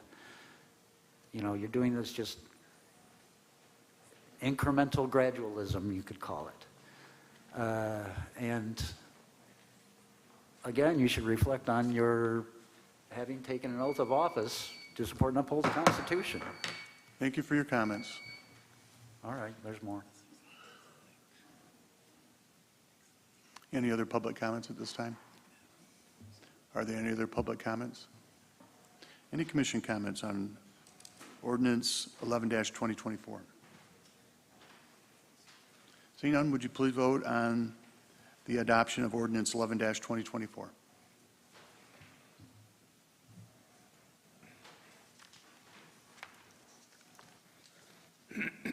The adoption of ordinance 11-2024 has been approved. Next item on our agenda is resolution to adopt ordinance 12-2024. This chapter of ordinances was initially enacted in 1995 to set out what are called status offenses, those which are illegal based upon the age of the violator, in this instance, youth and minors. The sections related to tobacco and alcohol mirror the state law. Almost all sections of this chapter are proposed to be revised to either amend the definitions consistent with state law, to replace references to state law that have either been repealed or amended, and to ungender language consistent with the directive of the City Commission when the charter was amended in March of 2020. This proposed ordinance, number 12-2024, would amend the chapter title as well as sections 01, 02, 04, 0 through 06, 08, 09, and 99 of Chapter 694, Youth Offenses, by making it consistent with state law, replacing outdated statutory references, and ungendering language. I move to adopt ordinance 12-2024. Support. Been moved and supported to adopt ordinance 12-2024. Is there any public comment at this time? Mr. Schatz.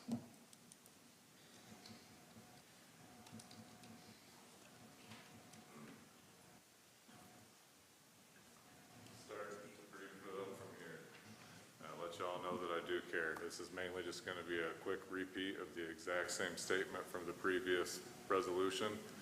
I believe that we should have been informed why this issue was brought before, where the alert came from, where the urge, where the push, where the drive, where the initiative came from. I think people have the right to know.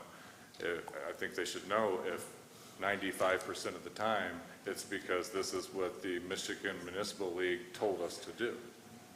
This is the kind of stuff that people have the right to know. So I'm not going to drag it out. I'm just going to say that we should have been told the exact same stuff that I brought up from the previous thing. It's not enough to just say we're going to be consistent, we're going to get in line, we're going to do like everybody else is doing. That's the way of Red China. Thank you for your comments. Any other public comments at this time? Yes, David.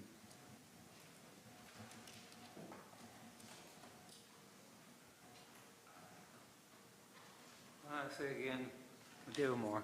I said last week, I'll step in the dark again.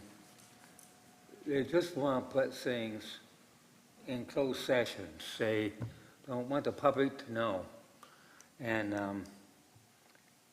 what a lot of these businesses are done today, they don't want the public to know. And right, there's just getting needs to be more of a dictatorship. It's just, we believe in freedom and we believe in democracy, and everybody gets a fair shake of it where everybody should be included. These boards are trying to keep these in a closed session. They just don't want the people to know what they are doing. That's just seen the impression I've seen in the beginning. Thank you. Thank you, David. Yes, Joe? Just a question. Is there a way to kind of maybe publicly or inform the public of the changes, if this ordinance passes, of the changes that are going to be made, just so that they're informed of what changes are going to be made to the ordinance, so that they know what laws have been changed in regard to minors? That's all I'm asking, if there's something that can be put out there, say, hey, this is what we did, we made these changes. That's all I'm asking. So, thanks. Thank you very much. Is there any other public comment? Yes, Autumn Smith.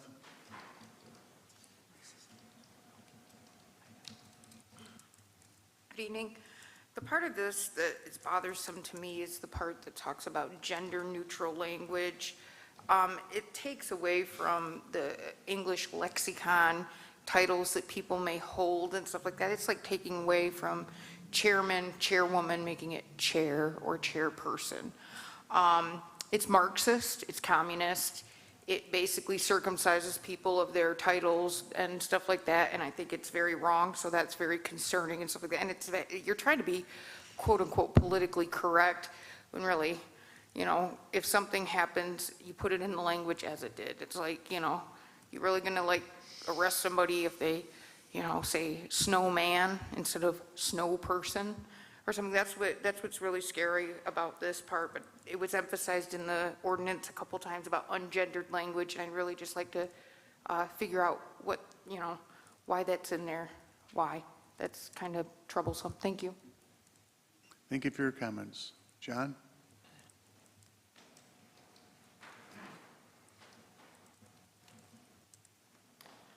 John Kinnifick, 234 South Avenue. I read the backup material in regards to this adoption of ordinances. Basically, you're adjusting everything to the state law. State law says that what was a youth at 18 and did something at 18 is now 21.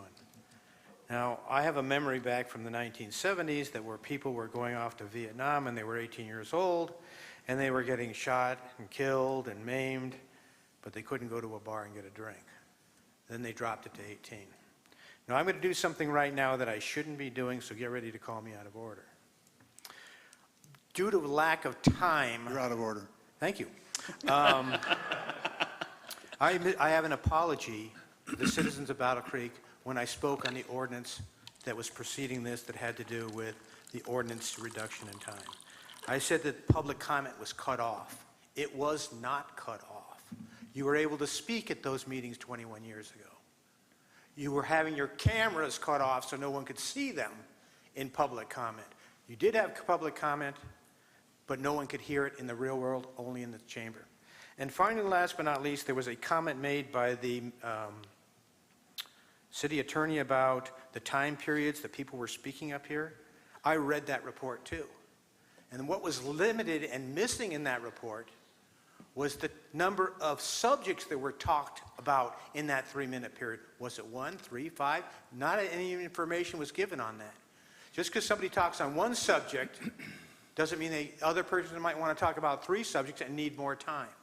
You reduced it on a false premise of false information. Thank you, and I apologize again to the citizens. I don't have time in public comment at the end to do what I just did. That's why I did it. Thank you. Thank you for your comment. Are there any other public comments at this time? Are there any other public comments?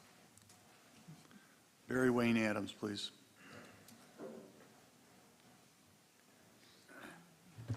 Again, Barry Wayne Adams, et cetera, et cetera. Again, you know, obvious designed ambiguity in the description of the issue being discussed about. But when you're talking about status offenses, again, you're moving into the legalistic realm of enactments that are malum prohibitum rather than malum in se. If you understood, which you should be, having holding positions of public trust, knowing the significance of the common law versus the devices of usurpation that have been injected into the statutory system.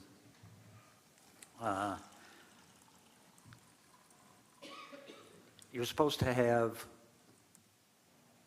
laws that have punitive liabilities according to the common law, which means you have to actually create an injury on somebody else, you know, a real injury to their life, liberty, or property. A malum prohibitum enactment, such as telling someone who's, you know, 17 years, 12 months, and 30 days that they can't smoke a cigarette, but 2 days later they can. That shows the absurdity of these kind of legislative devices. You can't be committing a crime and then become too old to commit the crime. And these are part of the manifold absurdities that we find in the statutory system. And this need to get in lockstep with the rest of the state and to inject the mandates of political correctness into language that has somehow been able to satisfy the English-speaking civilization for hundreds of years, but now has suddenly become improper and obsolete, speaks more to the intent to try to manipulate public opinion rather than actually engage in governance that's actually going to create greater order and well-being in the community. So, again... Okay, your comments are done. Thank you. Shell and Pig. Are there any other public comments at this time? Adam?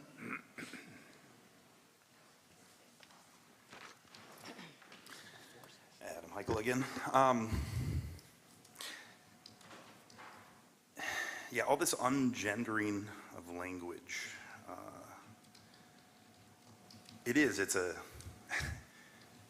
It's weird. To me, all of the gender things that are happening reminds me of the movie Idiocracy. Have you guys seen that movie? Because unfortunately, it's just our reality in so many ways. It's just when you see it. So when we want to like take gender out of things or make all these pronouns or something else for, I mean, it's like, it makes no sense to the majority of the people. It's like, but we're being forced because of governing bodies like you to do these things to us. Again, like last meeting, we talked about forcing everybody to celebrate what people do with their private parts. It's connected to the same thing, the same outside agendas that are being pushed for you guys to do, just to be like everyone else, right? Well, everyone else is doing it, I mean. But for you guys, I know it's a lot of it. It's because of funding and state-regulated dollars or federal-regulated dollars that you guys have to change your language. That's the socialist, Marxist powers that she said.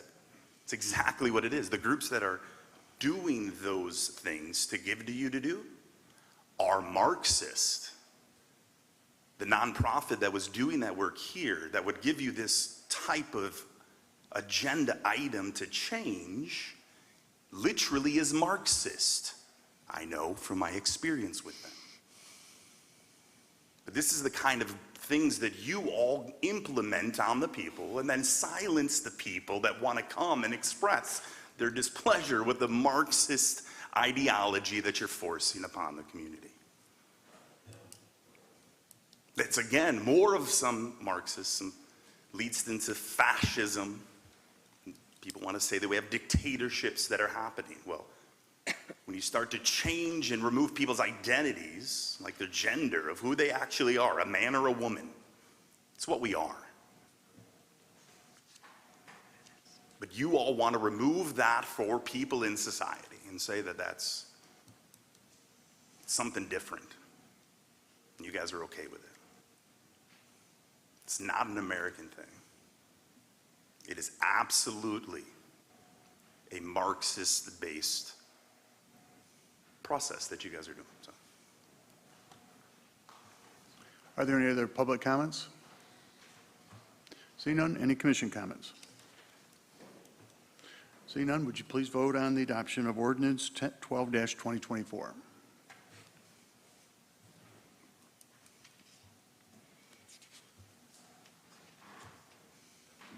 The adoption of ordinance 12-2024 has been approved. Next item on our agenda is public comment regarding consent agenda and resolutions not on the consent agenda.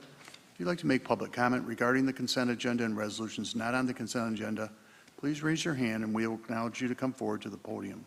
You will have 3 minutes to make your comment. Please state your name and address before beginning your comment. and indicate which resolution you are speaking to. Are there any public comments at this time? Yes, John.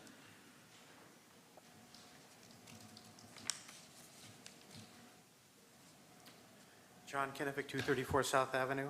I'm going to be speaking in regards to Resolution 503. Don't worry, it's only going to be 503. I'm not going beyond that. A resolution appointing Commissioner Janessa Morris as the City of Battle Creek's official representative and Commissioner Roger Ballard as the official alternate for the meetings at the Michigan Municipal League. Many years ago, I attended one of these commission meetings, but it wasn't a regular meeting. It was just a off-the-wall meeting where you couldn't vote. And what is the Michigan Municipal League? Well, basically what the cities do is they take part of their tax dollars and they send it to the Michigan Municipal League. Then they send a representative there, like the other municipalities. What do they talk about at these meetings? They talk about how they can rip off their fellow citizens.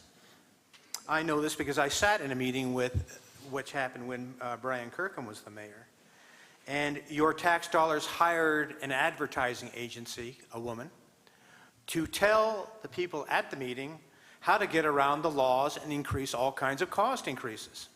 So when you have these municipal leagues meeting with a representative from Battle Creek and Grand Rapids and Lansing, oh, you have parking meters? Maybe we should do that there.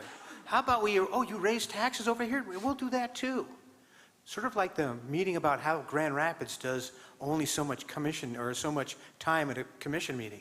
You take things that people negatively do and then you inflict them on the rest of the citizens of the municipalities. That's the purpose of the Michigan Municipal League. All paid for tax dollars to increase and manipulate the citizens of those municipalities. Thank you. Are there any other public comments at this time? We'll go with David, please.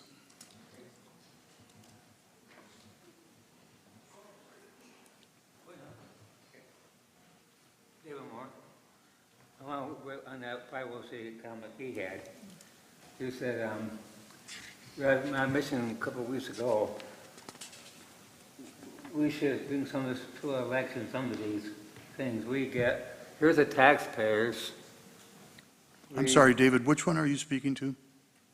Which resolution? 503, yeah. 503, all right. We're saying these people here to send these people to a board meeting, I guess. And we pay committees, pick them, and people don't know who they are. And these taxpayers are ones that are paying the bills and paying for all this. And here we are, we're the ones that get the less say. And I think that, like I said this last week, we should have some more of a say on some of this. I don't know who more of these committees and who these people are going to these, or pointing to these committees and so forth. Thank you. Thank you, David. Any other public comment this time? Yes, Justin Schatz.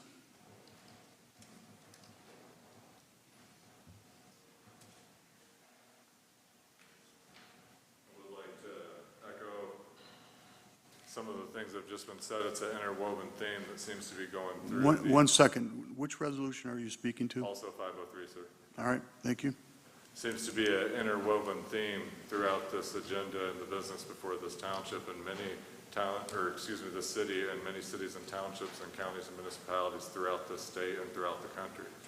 And it's what he brought up about what is this Michigan Municipal League. Why are we sending representatives to it? What's happening? And go. If you're really representatives, I challenge you to go to 100 people in your constituency and ask them what it is and what the function is in our government. Because I don't think most people would be very happy to know that things like the MML and the MTA, the Michigan Township Association, are really what is running this state. Because they're not elected. They're not even publicly appointed. These are private institutions that are for profit. They have personal interest. They have stake in the game. Most of the individuals running these organizations are in fact attorneys who work with municipalities. They in fact are lining their pockets from every different side of this issue. And the main name of the game is very, very simple. I hold the purse strings to the federal tax dollars of printed imaginary money, and everybody's going to get buckets full of it, and inflation's going to be out of control. And if you don't want to get left behind, you're going to have to get in line and make your government be everything that, from the top down, it is demanded that it be. And it's a cookie cutter model that's being forced on all of our country. And at what point is anyone going to stand up and just do the slightest little bit of thing of representation, which is critical thinking, and say, have we ever voted on this within my lifetime, within the existence of this board? Or are we just always going to automatically be ruled and overseen by some entity that is not elected by the people, that is not part of American government, that is a built-in, constructed from outside for profit interest, puppet strings, controlling everything from afar with no accountability? You know what? They don't have to hear from me, do they? They don't have to hear from these other bothersome peasants with their 3 minutes of comments. They don't even have to hear that much, do they? They get to rule through you. They get to make you be the complaint department while they do whatever they want. How is that the American government that you want to hand down to our future, to our children and grandchildren? Thank you for your comments.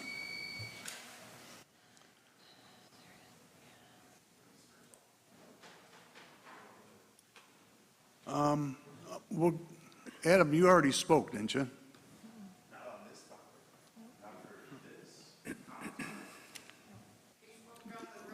No? Okay, we're going to go, we'll take Adam. Do you want not to speak then? I'll go to Adam if you want to speak. If not, thank you.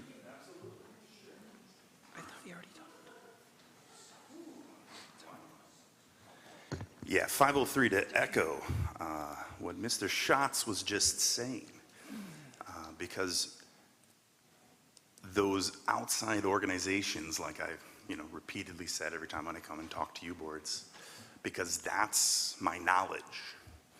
Excuse me, can we start the timer? Thank you. Fantastic. It's good. Maybe that reclaims some of my time from others when you've violated it. That was fantastic. So these outside organizations, they're the ones that are pushing you to do a lot of the Marxist activities.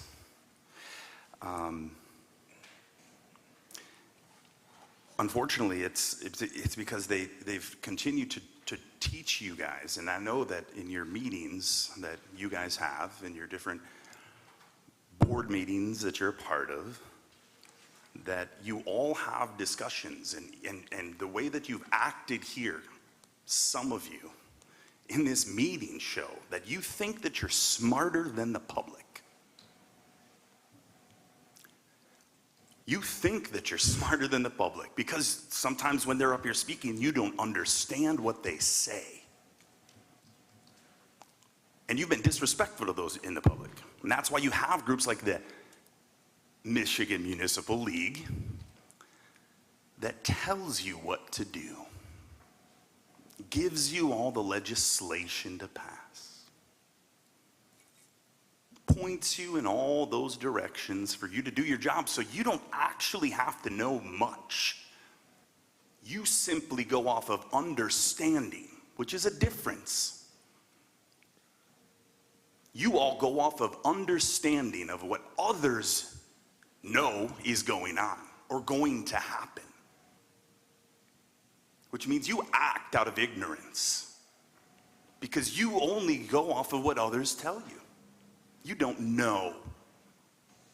Someone that goes to this MML thing, or when you go to their conference, not only are these groups the ones doing the work, but they're the ones whining and dining you and making you feel like you're so special. Because I've attended the MTA conference, I know. I know what they do. I know how they treat you all. make you feel like you're so special and important because you've been an elected representative, because most of you were telling the public that you were the good person that would make the right decision for the people. But we see how those decisions end up happening and how you treat the public at a public meeting with disrespect. When you all think that we're supposed to simply come here and give you respect, when it's the opposite of that, and you should know that, but you don't, because the MML doesn't teach you that. Michigan Township Association teaches you that you're special. So you treat the public like trash. Thank you for your comments. Is there any other public comments at this time? Autumn, did you want to speak? No, I'm just walking over for my house. I asked you a question. I answered. I'm speaking on 503. Also, I was here at the Travel Expense Committee meeting earlier this evening that happened prior to this meeting. The meeting took let me just tell you how government works, man. 7 minutes, excuse me. 3 minutes was Mr. Adams speaking, 3 minutes was I speaking, and I think the 30 seconds was them opening the meeting, voting on it, and passing it. They did not pass or explain how much they were authorizing in this travel trip. And I also am wanting to know if they're going to be held to, I believe it's section 212.03C1, where upon their arrival back, they have to give a full presentation and synopsis of what they did, what they accomplished, and how it's going to benefit the city. There's been many of these travel things done in the past, and that's never been fulfilled. So therefore, if they're violating that 212 subsection where they're supposed to give a report and presentation to the full commission and community based on the trip, failure to do that, they have to pay the money back. I'm still waiting on the presentation from the trip to China with former Mayor Dave Walters and Ted Deering. So I'm hoping Autumn, that is there I any am way- speaking could on, you speak- please don't speak to circumcise my time 503? anymore. I am speaking to 503. If you listen, again, your failure to comprehend and understand does not mean I'm talking off a topic. I want to make sure that when they're done, they're going to adhere to the full travel committee rules and ordinances and stuff. And I also want to speak against them going to this conference. The MML is nothing but a government indoctrination school for you guys. If you have to be taught how to govern, you guys shouldn't be in public office. If we have to pay for you guys to go up to Mackinac Island and be wined and dined by the Michigan Municipal League in order to tell you how to govern, you shouldn't be in public office. That's my opinion. That's what I think. That's what I'm here to say. That's my freedom of speech. And that is what I believe. I also believe I want to bring to your attention the definition of Manchurian candidate. A Manchurian candidate is basically what the Michigan Municipal League is. They are a think tank. They formulate legislation. They are the ones, like some of the other people have said, that are operating and pulling purse strings. Like when you guys get things put in front of you to vote on and stuff like that, you guys are told how to vote. The city recommends you pass this. The city recommends you vote this down. The city recommends. That's Manchurian candidate stuff. That is not how this republic is supposed to work in a democratic fashion through open democracy. You guys should be listening to your constituents. You guys should be doing what's good for the local people, not what's good for the city. You guys are representative of the constituents, not the government of Battle Creek. Thank you. Are there any other public comments at this time? Mayor, could I ask for a 5-minute break? Sure. We'll take a 5-minute break. What is funny? I have to go to the bathroom? You are weird.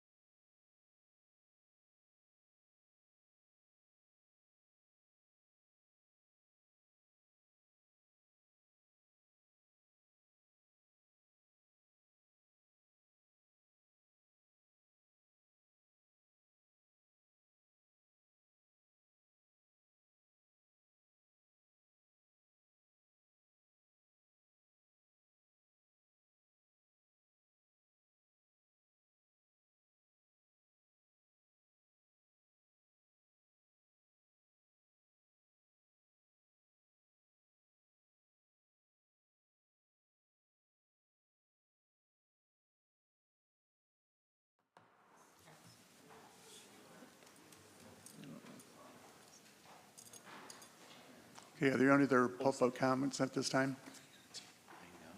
Seeing none?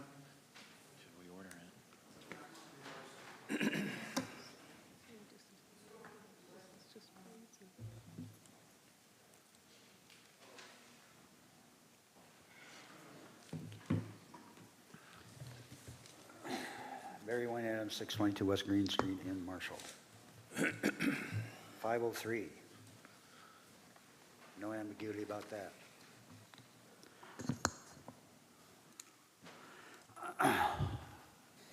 We sat through the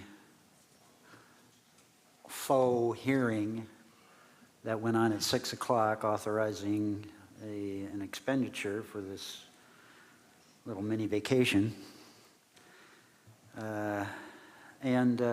It started at 6 o'clock. I got to speak for 3 minutes, and then Autumn got to speak for 3 minutes.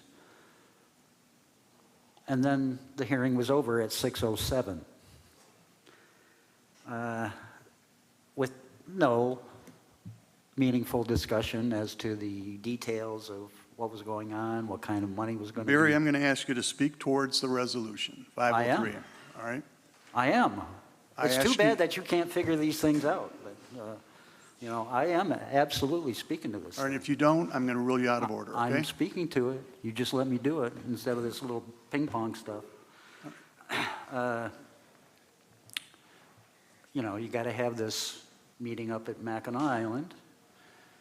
Huge expense in itself, staying at the Grand Hotel. What's it, $250 a night at a room up there?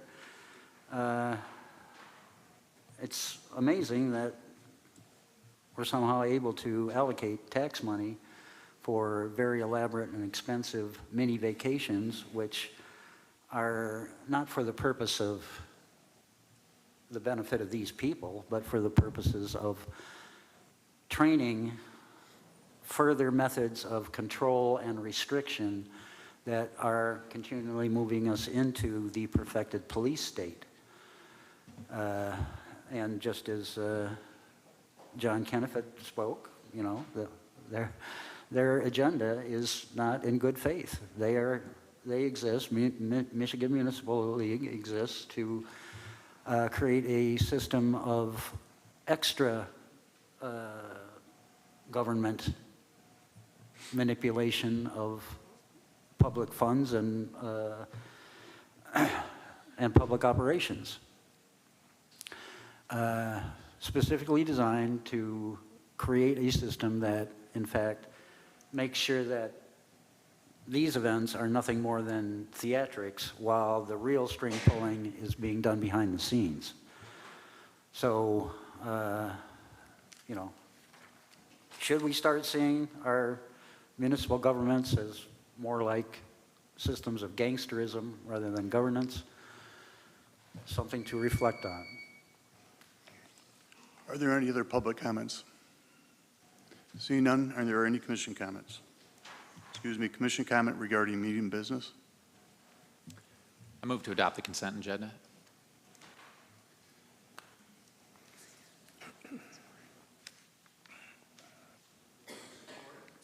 Support. Been moved and supported to approve the consent agenda. Is there any item the commission would like to discuss? Seeing none, would you please vote on the consent agenda?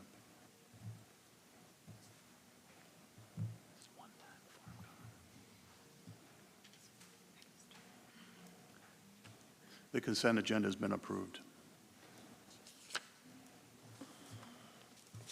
Next item on our agenda is Resolution 504. Madam Clerk, when you're ready.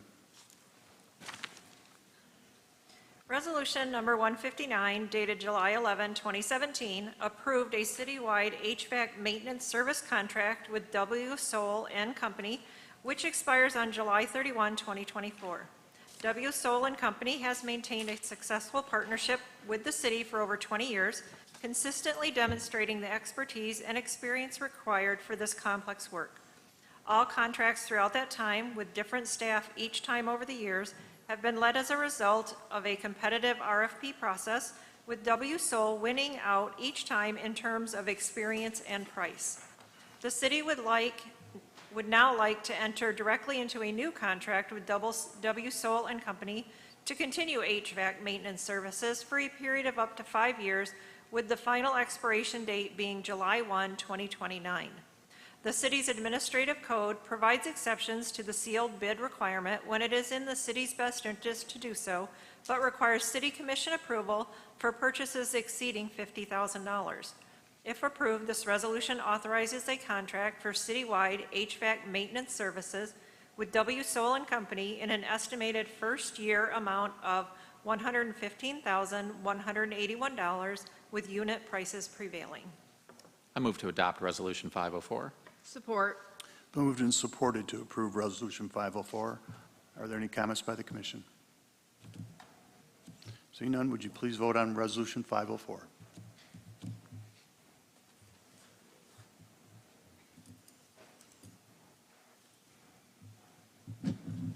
Resolution 504 has been approved. Next item on our agenda is Resolution 505. Madam Clerk, when you're ready. The Calhoun County Consolidated Dispatch Authority, CCDA, centrally receives 911 calls originating from within Calhoun County, Michigan, and dispatches emergency law enforcement, fire, and ambulance services. The City of Battle Creek receives emergency law enforcement, fire, and ambulance service dispatches from CCDA.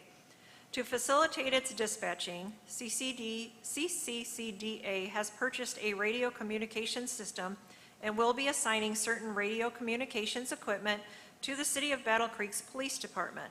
The purpose of this agreement is to memorialize the terms and conditions of such assignment.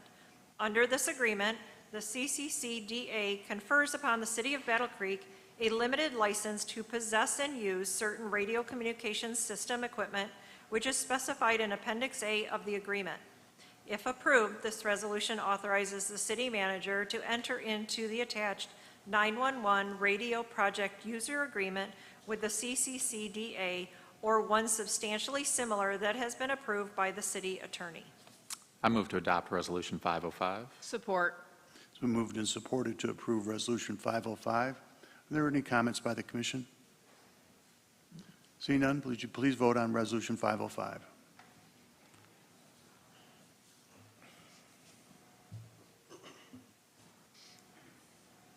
Resolution 505 has been approved. Next item on our agenda is Resolution 506. Madam Clerk, when you're ready. The Calhoun Consolidated Dispatch Authority serves as a telecommunications center to receive 911 calls originating from within Calhoun County, Michigan, and dispatches emergency law enforcement, fire, and ambulance services. The City of Battle Creek, as a dispatched entity, receives such emergency law enforcement, fire, and ambulance service dispatches from CCDA.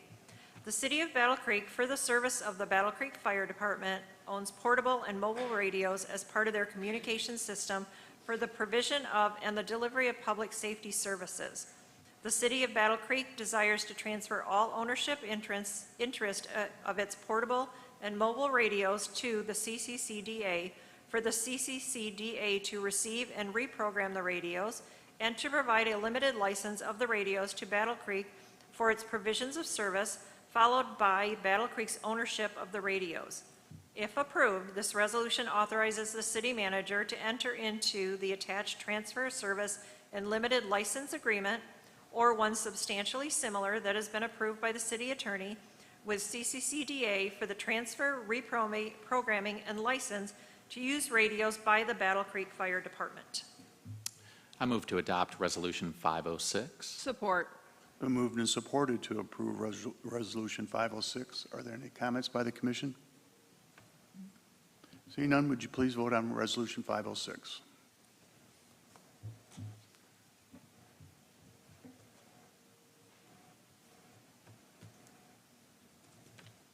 Resolution 506 has been approved.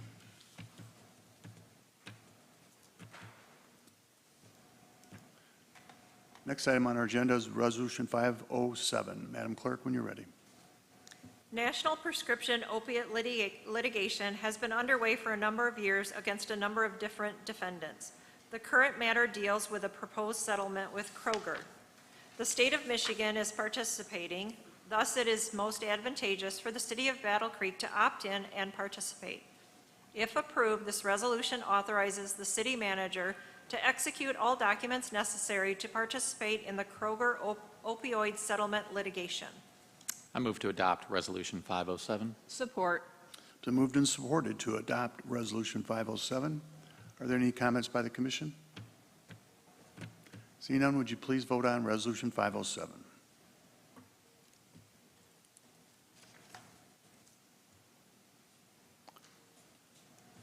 Resolution 507 has been approved.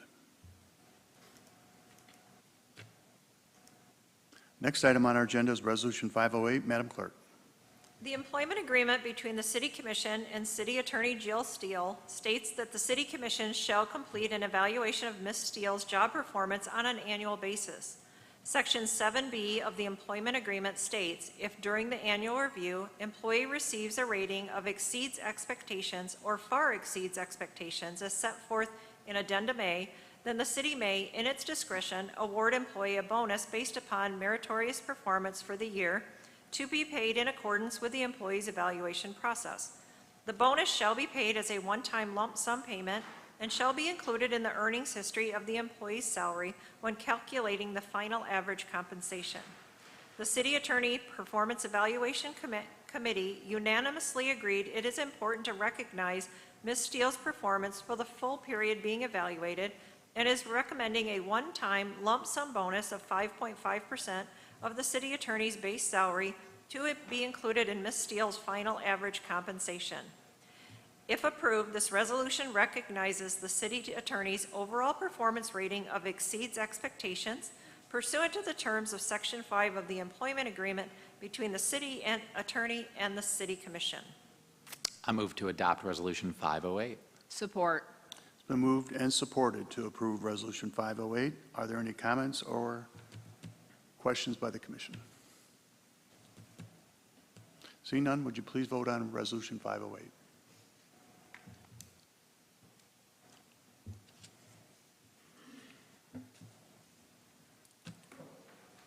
Resolution 508 has been approved. Next item on our agenda is Resolution 509. Madam Clerk, when you're ready. As permitted under the Michigan Open Meetings Act, a public body, upon a majority vote, may meet in closed session for strategy and negotiation sessions connected with the negotiation of a collective bargaining agreement if either negotiating party requests a closed hearing, and the city has requested that closed session.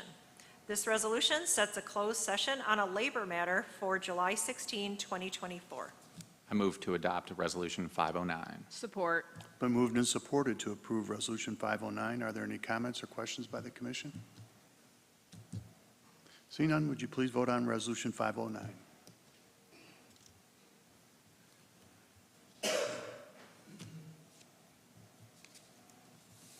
Resolution 509 has been approved. Next item on our agenda is general public comment. If you'd like to make general public comment regarding matters over which the City Commission has control, please raise your hand and wait for us to acknowledge you to come forward to the podium. You'll have 3 minutes to make your comment. Please state your name and address prior to beginning your comment. Are any public comments at this time? David?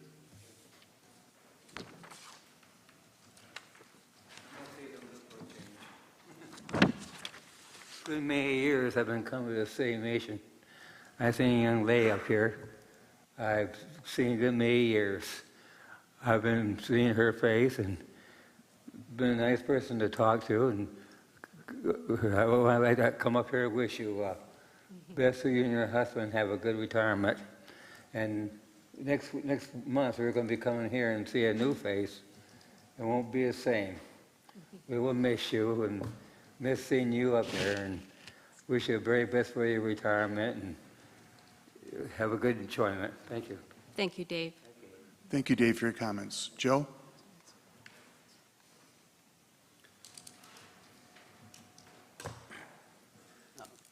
Forgive me, I'm going to speak off the cuff a little bit.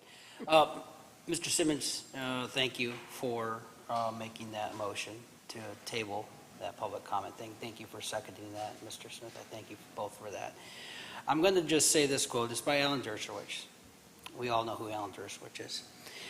Freedom of speech means freedom for those who despise and freedom to express the most despicable views. It also means that the government cannot pick and choose which expressions to authorize and which to prevent. When I think of freedom of speech, I think of, there's a painting by Norman Rockwell, it's called Freedom of Speech. And I don't know if you all are familiar with that painting, but if you are, I would encourage that you go look at it, because when you look at that painting, you see this, it's a common, ordinary person who is standing up and giving his opinion on whatever it is. And freedom of speech it's the number one constitutional right. It can be messy. It can be. It can be offensive, sure. I like to think that as a public office holder, that if I was in your position, which I'm not, but if I was, that it would be my duty to sit and listen to those things that I may not want to hear. I know that when I've sat here, I've listened to some things that I don't want to hear too. So it kind of works both ways in that respect. But I would encourage you just to really look at this public comment time. Be different than other people. Don't be like Grand Rapids. Be proud of the policy that you got. Will meetings take longer? Sure, they might. But it's all for the benefit of the people. That's why we're here. We're here for the people. So that's all I have to say. Thank you. Thank you for your comments. Ron Smith?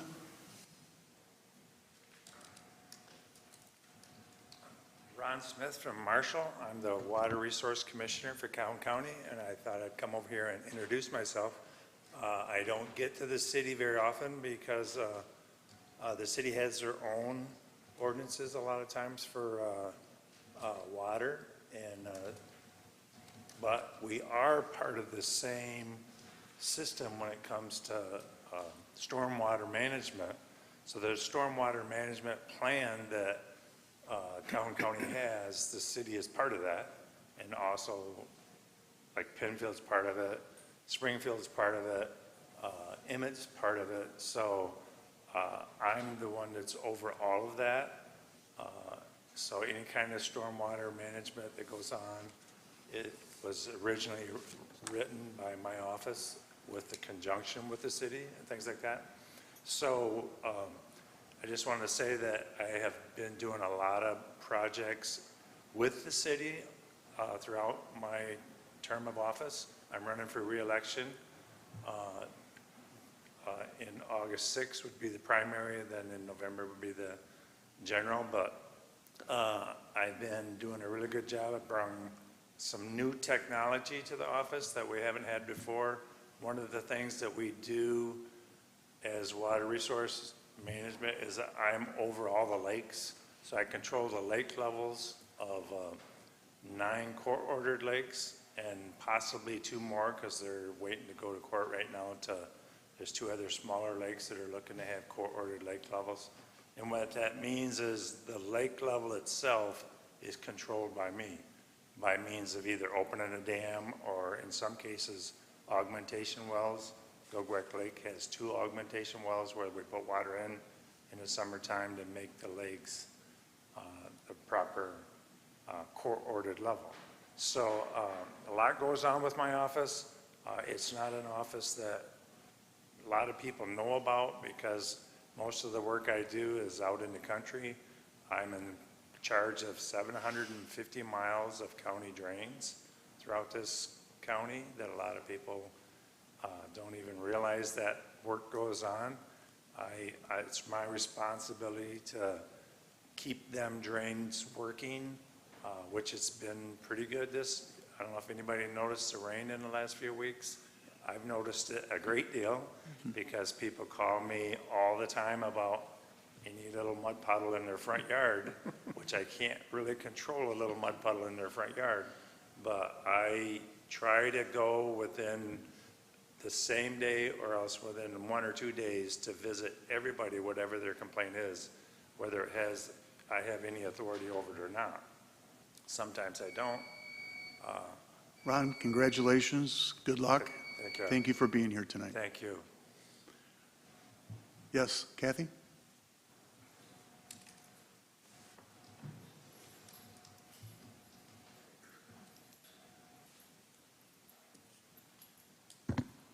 Kathy Antea, Park Ridge, Battle Creek. Thank you, Mr. Mayor, for recognizing me, Commissioners. Happy Pride Month to all. First, I want to state with that. Last month, the City Commission conferred a beautiful Battle Creek Award on the Helen Montgomery Memorial at Claude Evans Park. And they even mentioned, and several folks that were involved got our photos taken with the mayor. Whee! But I really want to mention the people that actually did the work, because it's not often that the DPW staff that actually does the grunt labor gets recognized. So Tanner Dean, Tony Wright, and Mark Drain were the three people responsible for this year's upgrades. They had to install, actually dig out and install and cut the stone blocks that now encircle the monument. They provided lots of good consultation with me and helped with the soil, etc. And I just wanted to make sure that those three young people who work for the DPW are recognized. So thank you very much, gentlemen. I don't know where the camera is, but I want to thank them. I also want to thank the City Commission for being forward-thinking leaders, for trying to ensure that all the people in our community are represented regardless of how they identify. Removing gender references is necessary because now we understand that not everybody identifies or fits within the male-female binary. We know better now, so we should do better. So I thank you very much for that. And one of the public comments mentioned how for hundreds of years, he and she and him and her have been just fine in the English lexicon. Well, I might want to remind that person that for most of the history of the United States of America, the general public consensus was that women shouldn't vote or be representing anyone else in office. And once we learned better, we did better. Thank you very much. And by the way, thanks, Jill. Thank you. Thank you, Kathy. Are there any other public comments at this time? Justin?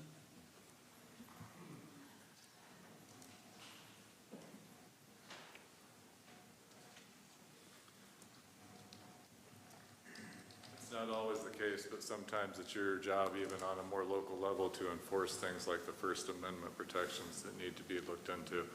That's what I'm going to bring up to you tonight. I know you all know. For anyone else who might be listening who doesn't know, I've been suffering a situation of being attacked by a stalker in my neighborhood for over the past 3 years now. The Battle Creek Police refuse to do anything about it. On video, it's been on the A&E channel repeatedly as the world's most dangerous or most worst neighbor.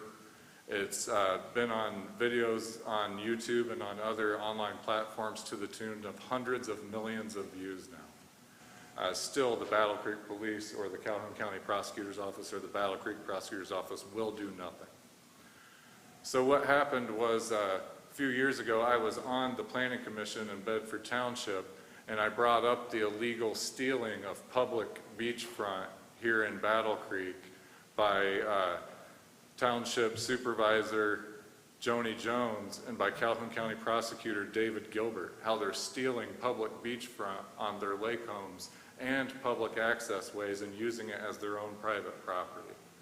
I brought this up innocently when I was tasked with seeing what the townships that should explore in their parks and recreation department. I saw the public lakefront as being an obvious choice, but I was told that County Prosecutor Dave Gilbert and Joni Jones would bury me if I dared to bring up what they were doing.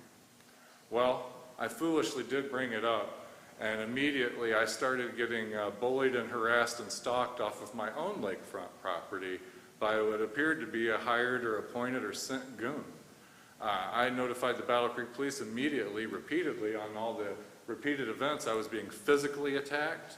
My children were being attacked, my wife. My home was broken into and witnessed by him and threatened to attack me when he broke into my home. He attacked me with a running weed whacker and cut me up. No charges ever from the Battle Creek Police Department. No charges ever from the Battle Creek Prosecutor's Office or Calhoun County Prosecutor's Office. Here recently even, I went out to St. Mary's Lake to try and video document some of what's going on, and Battle Creek Police came out at the behest of rich, connected local people and removed me from public property under threat of arrest for being on a public beach. That's how it works when you're connected and know people around here.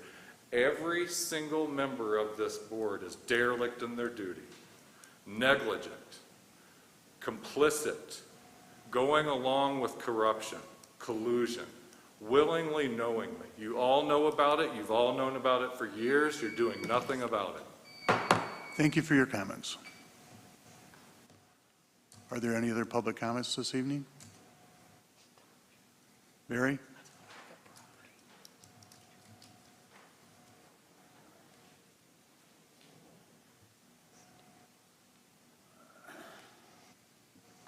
Barry Wayne Adams, 622 West Green Street in Marshall, Michigan. Probably should remind you people that there is no authority to act unconstitutionally. And if a public official decides to act in a manner that violates the Constitution, they become state actors operating under color of law. They lose their official immunity and are subject to the pains and penalties of liabilities that can be found in the federal court. Now, this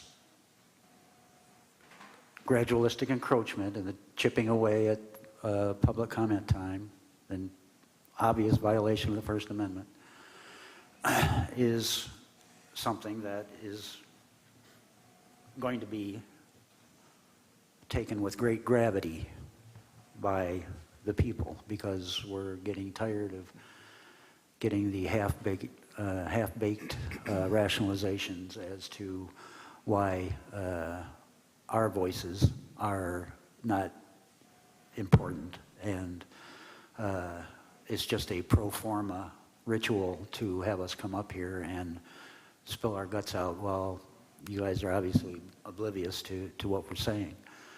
Now, it was interesting, I was at the Emmett Township Council meeting last week, and I actually got to see American governance. I got to see the council listening to the public comment time, actually having a back and forth, question and answer, where the citizens' questions could be answered in good faith by the council members. And the council actually listened to the input of the people of the township and actually voted in favor of what the wishes of the people coming up to the podium were talking about. That's how America is supposed to be.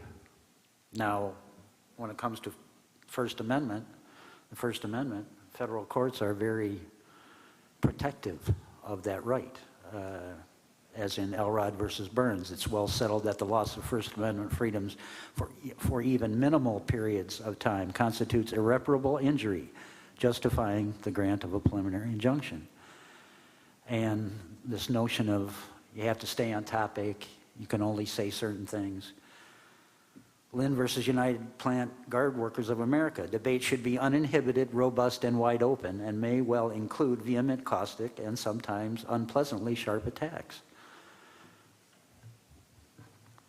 You guys should know this. Are there any other public comments? Brian?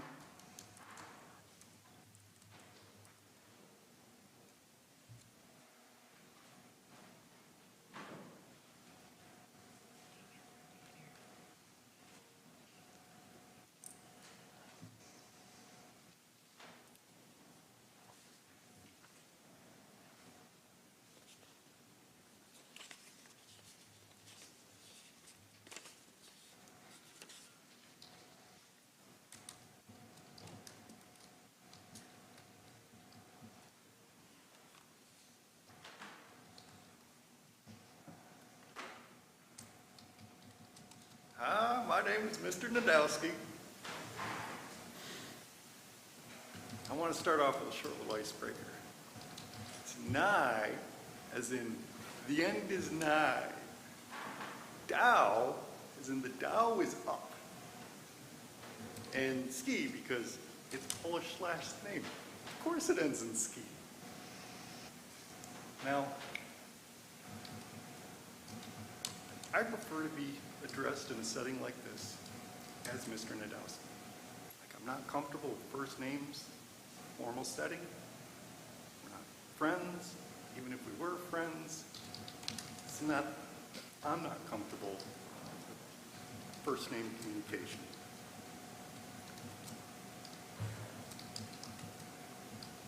I'm calling on the city to suspend code compliance enforcement indefinitely, to suspend water shutoffs for non-payment indefinitely. So there's 3 things I care about, or focused on. That's civil rights and public corruption and public infrastructure. And like there's, you're all familiar with the rules regarding public comment. I think there's too many rules. There's even more than the last time I was here. I'd like the city to start over from scratch and just take all this out and put in, no one can be excluded from a public meeting except for breach of peace. I mean, there was something the city attorney mentioned that most of the time, people aren't going to use their full allotted time anyway. And if you got rid of the clock, you might find that things actually would have better flow if there just wasn't any clock at all. And then you'd get into that position of like, okay, when is somebody filibustering and just, and I'm not qualified to make that call as like a judge. Sometimes reasonable people or chairs are put in a position to make that call of when to. Comments are done. Thank you. Adam?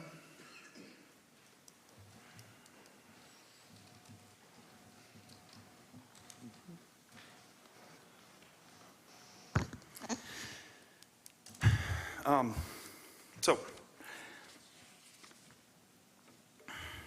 a lot of people fight for the separation of church and state. In a major way, the whole ungendering, the forcing of the community to have now 2 months of celebration of what people do with their private parts or how they mentally feel they are, we're forcing the community to do that. That's like, we are being forced their religion that they believe. That's what it is, because that's what it is. You can't say that there's any science to say that there's a whole bunch of different genders and all this other stuff. It's just not reality, okay? Biology is a real science. It's real. So, in your own words here, it says, it is the desire of the City Commission to encourage public expression in the course of its meetings. Here, at this one meeting, and at most meetings now that I've attended, here and across this community, unfortunately, board members disrespect the public that come here to speak. You mock, you mimic, you laugh at, make faces at, okay? Do you think that encourages public comment and discourse? I'll tell you what it does. It actually is inciting behavior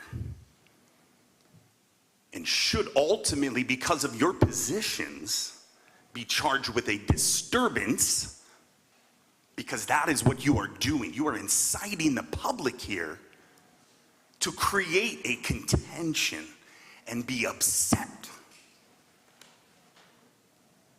That's what you do.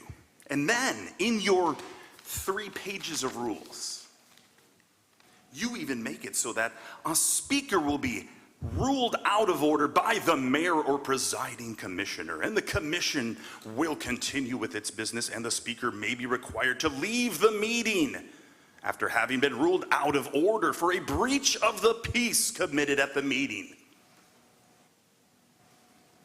When you incite them to breach the peace and then bring your paid armed guards to remove them, is not America. That is Nazi Germany.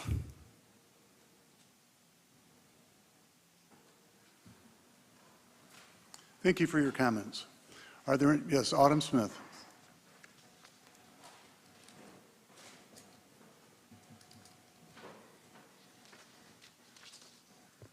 Good evening.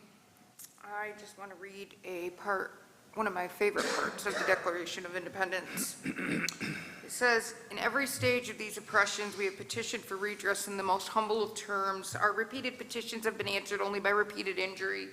A prince whose character is thus marked by every act which may define a tyrant is unfit to be the ruler of a free people." The reason I read that is because time and time again, I'll apply this locally. In every stage that we, the public, feel oppressed, we petition for redress by coming here and letting our grievances be known. In the most humble of terms, we come time and time again. Many of us are here regularly, meeting after meeting, month after month, year after year. Our repeated petitions have been answered only by repeated injury, thus cutting off public comment, ignoring our comments, mocking, ridicule, having people arrested for saying things that are unpopular, labeling it a 75170 breach of the peace, and a prince whose character is thus marked by every act which may define a tyrant, in this case, a mayor or a commissioner, who is character thus marked by every act which may define a tyrant is unfit to be the ruler of the free people. I want people to consider that, because many of the ways that some of you are acting are tyrannical, un-American, unconstitutional, not fit to be the ruler of a free people. Repeated and repeated and repeated. And I want people to remember when they vote in November, do not elect a tyrannical government. Thank you. Are there any other public comments? Justin, I think you've already spoken. Yes, sir. I just wanted to address the provision where you said that you... No, thank you, Justin. Thank you, Justin. Thank you, Justin. We're done. Any other public comments? John?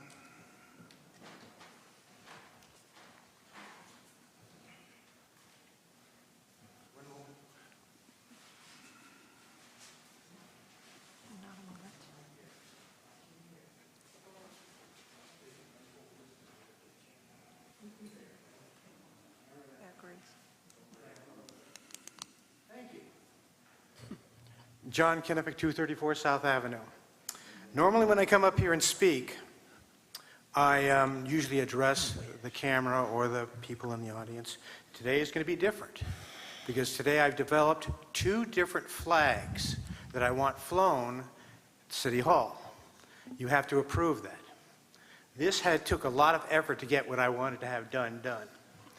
You will find that it's made of 2 separate sets of people. One on the one side, and on that one side they're all carrying firearms, and they're pointing at the other side. The other side are the citizens of Battle Creek. Those people are either pointing directly at them, or they have their weapons pointed slightly at them, but the citizens of Battle Creek are the ones that are at the end of this. Now, around here, it doesn't say the city of Battle Creek, it says Battle Creek government or the government of Battle Creek. On the curve, it says, "We never met a cost increase we didn't like." Over the last 14 months, this commission passed more than 300 cost increases. So that kind of makes that valid. Now, would you set the flag aside for a moment, please, and pull the second flag? This is almost identical, almost, but not quite. The logo is different. It says, "Money begets guns." and guns beget more money. We're moving in that direction. You have taxed the hell out of us very slightly and subtly, and even sometimes directly. I think this flag shows a really good history of government and how it very subtly and sometimes in force applies that to the citizens of Battle Creek. I suggest you consider these flags to be flown at Battle Creek. I didn't engineer this, but I had a number of graphics people that did spend a lot of time making it very effective. And one of the most effective things that I saw this that somebody put in there is 8 of the 9 people, maybe 9 people, 9 commissioners, who knows, that's kind of a coincidence. One of them is not pointing at the people, the citizens. If you were to look at the flag, they're pointing at actually the citizens of Battle Creek. He's leveling his rifle at the citizens of Battle Creek. I thought that was a very subtle thing. I didn't come up with it, but I thought it was a great idea. So I think you should take this into consideration. I think it's a good thing for the citizens to take and watch for the rights very carefully over people that would slowly remove those rights from them. Thank you. Are there any other public comments? Seeing none, are there any commission comments? Commissioner Jake Smith. Thank you, Mr. Mayor. I apologize for taking this into overtime, but I got something to unpack from the last meeting, and it's just going to take a second to get there, so I'm glad everybody's here tonight. At the last meeting, we approved a $201,000 allocation to the Transportation Authority of Calhoun County, the TAC, $100,000 of which was coming from the city. I didn't support it, but that's fine. That whole process went through as it should. However, during the commissioner comment period, it was brought to our attention that there was also going to be a marketing contract, where the consultant is working on the tactical portion of the TAC. The marketing contract would be inclusive of all the materials necessary to essentially sell this millage to the people. And Commissioner Simmons brought this up, and it was curious to me that I left that conversation with the understanding that a marketing contract for the TAC was coming down the pike, and this body would be able to approve it. And in the midst of this meeting, we had the city administrator, the chairman, I believe, of the TAC, and then our representative on the TAC here on the commission as well, too.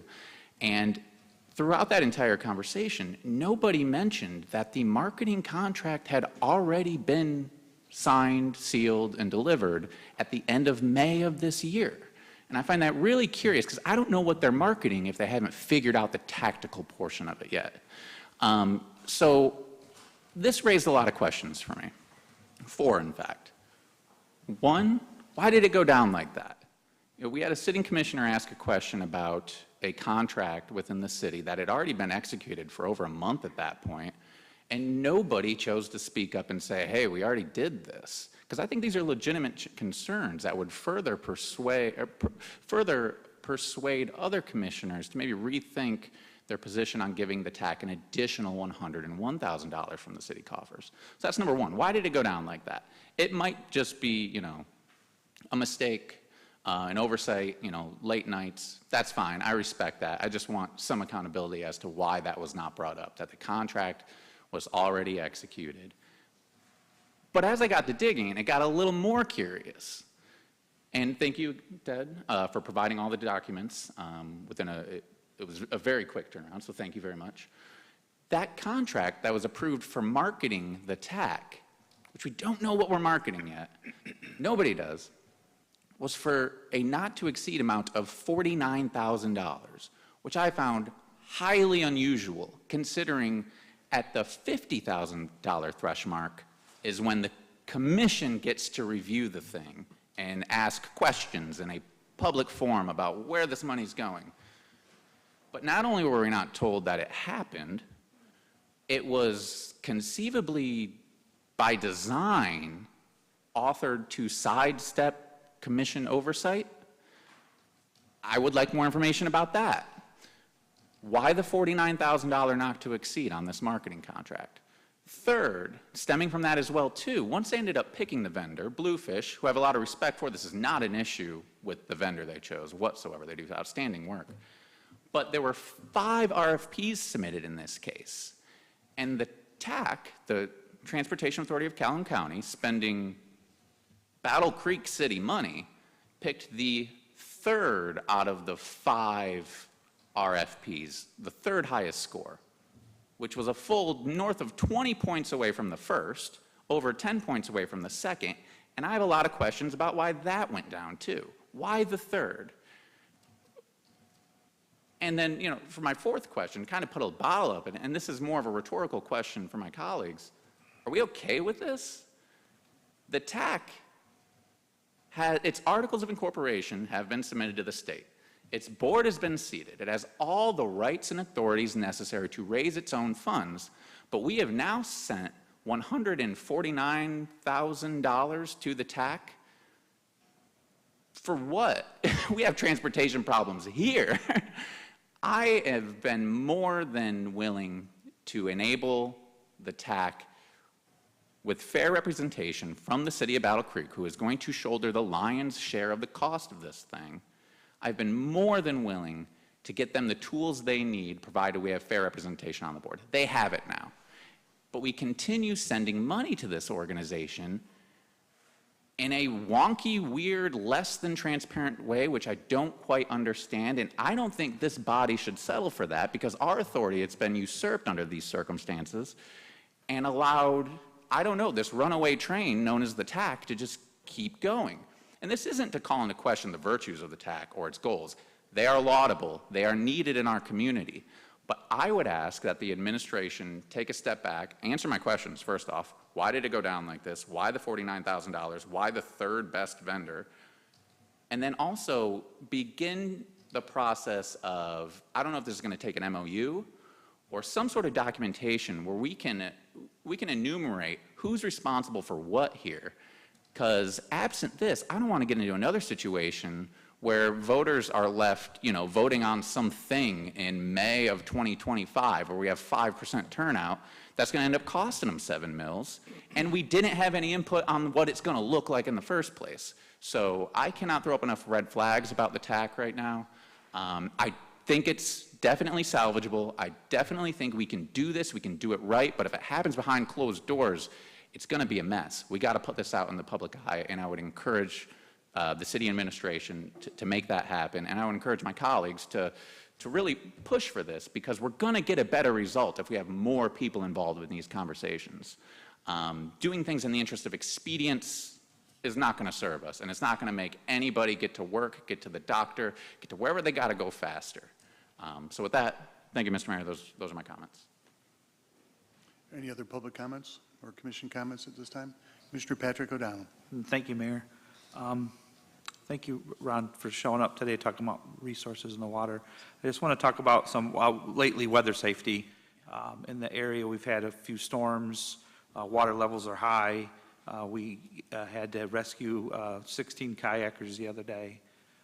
Please be very safe out there. If you see tree limbs down, something, weather damage, report it to the city. The bridges are high, the water's high. I just want people to be alert of that. It doesn't happen that often around here where we get such high levels. And just be safe. And I know they were trying to do a canoe the kazoo event, and that was had to be put off because of the safety and these steps. So I'm glad that somebody found out that that was what needs to be done to make sure people participate in that, got informed. So thank you. Roger. Thank you, Mayor. I just wanted to bring up my condolences to the family of Derek, who was a moped rider that got hit by a vehicle. I don't know the circumstances as far as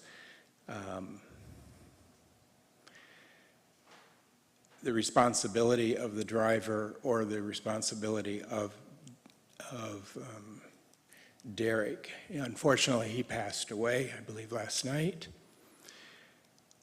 I have talked exhaustively about speeding in this city, and I'm not saying this particular case was a speeder, but at NPC 5 meeting, we just talked with Officer Rose. And there's constant speeding of 60 miles an hour on West Michigan, which is 30 or 35 miles an hour. I don't know what's going on in the police department as far as traffic enforcement, but I'm tired of the speeding that is going on in this town. People run stop signs, they don't pay attention to yield signs. Oh, it's all about my rights. I have rights to do what I want. Well, there are laws to be obeyed, and speeding is one of those laws, and something has to be done. I don't know if it's take every policeman we have and put them on traffic patrol. I know they have jobs they have to do. We have deaths, and we have shootings, and we have detectives, and we have all of this. But somewhere we're missing the point that traffic enforcement. When I was a kid, that was the basic thing. You did not speed. You saw a policeman, his finger shaking at you was enough to make you obey the laws. I don't know what's going on in this country as far as people thinking that they can just do whatever they want. So with that, I'll give up. I'll give up tonight at speaking. I will not give up at continuing to voice my opinion that this police department needs to continue to figure out something to get the traffic control in this city corrected. I respect the police department. I serve on the Citizens Police Academy. I'm not down on the police department.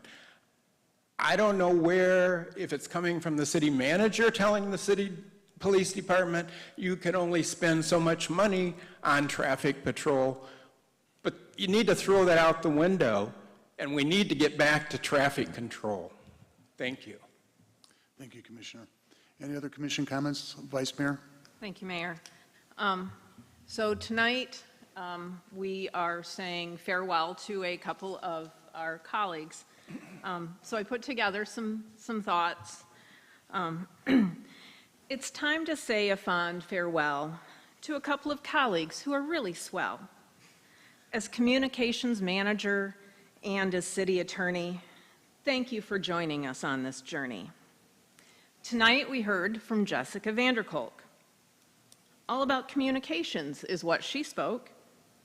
As she prepares to leave our community, she will find her new opportunity. Positively and without a doubt, she will continue to get the message out. Tonight also marks the last commission meeting for City Attorney Steele. The guidance and advice she's given through the years, now that's been real. No more late nights reviewing a brief, no more problems aplenty to give you any grief. Your title will go from attorney at law to that of a doting grandma.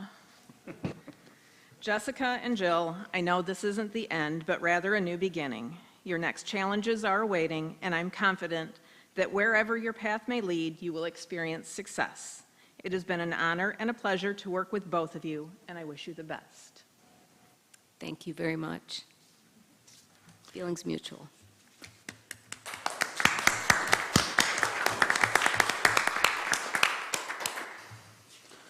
Okay, is there any other public or commission comment? Seeing none, we're going to go into recess for our closed session, and we'll return in a short period of time from our closed session.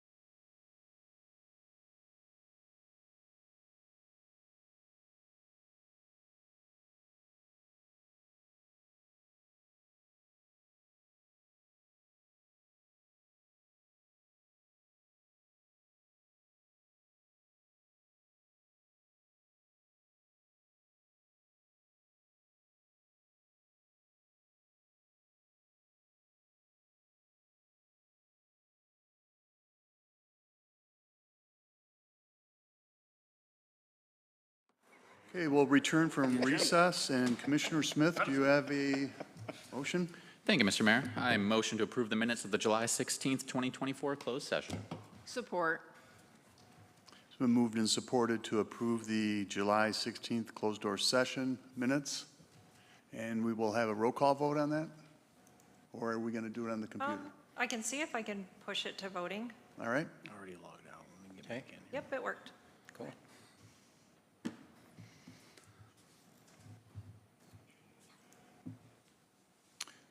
That motion has been approved, and Commissioner Smith, do you have a second one? Yes, thank you, Mr. Mayor. I motion to approve motion to approve the July 15th tentative agreement with SEIU. Support. Been moved and supported. Is there any discussion by the commission? Seeing none, could we please have a roll call or a vote on the computer?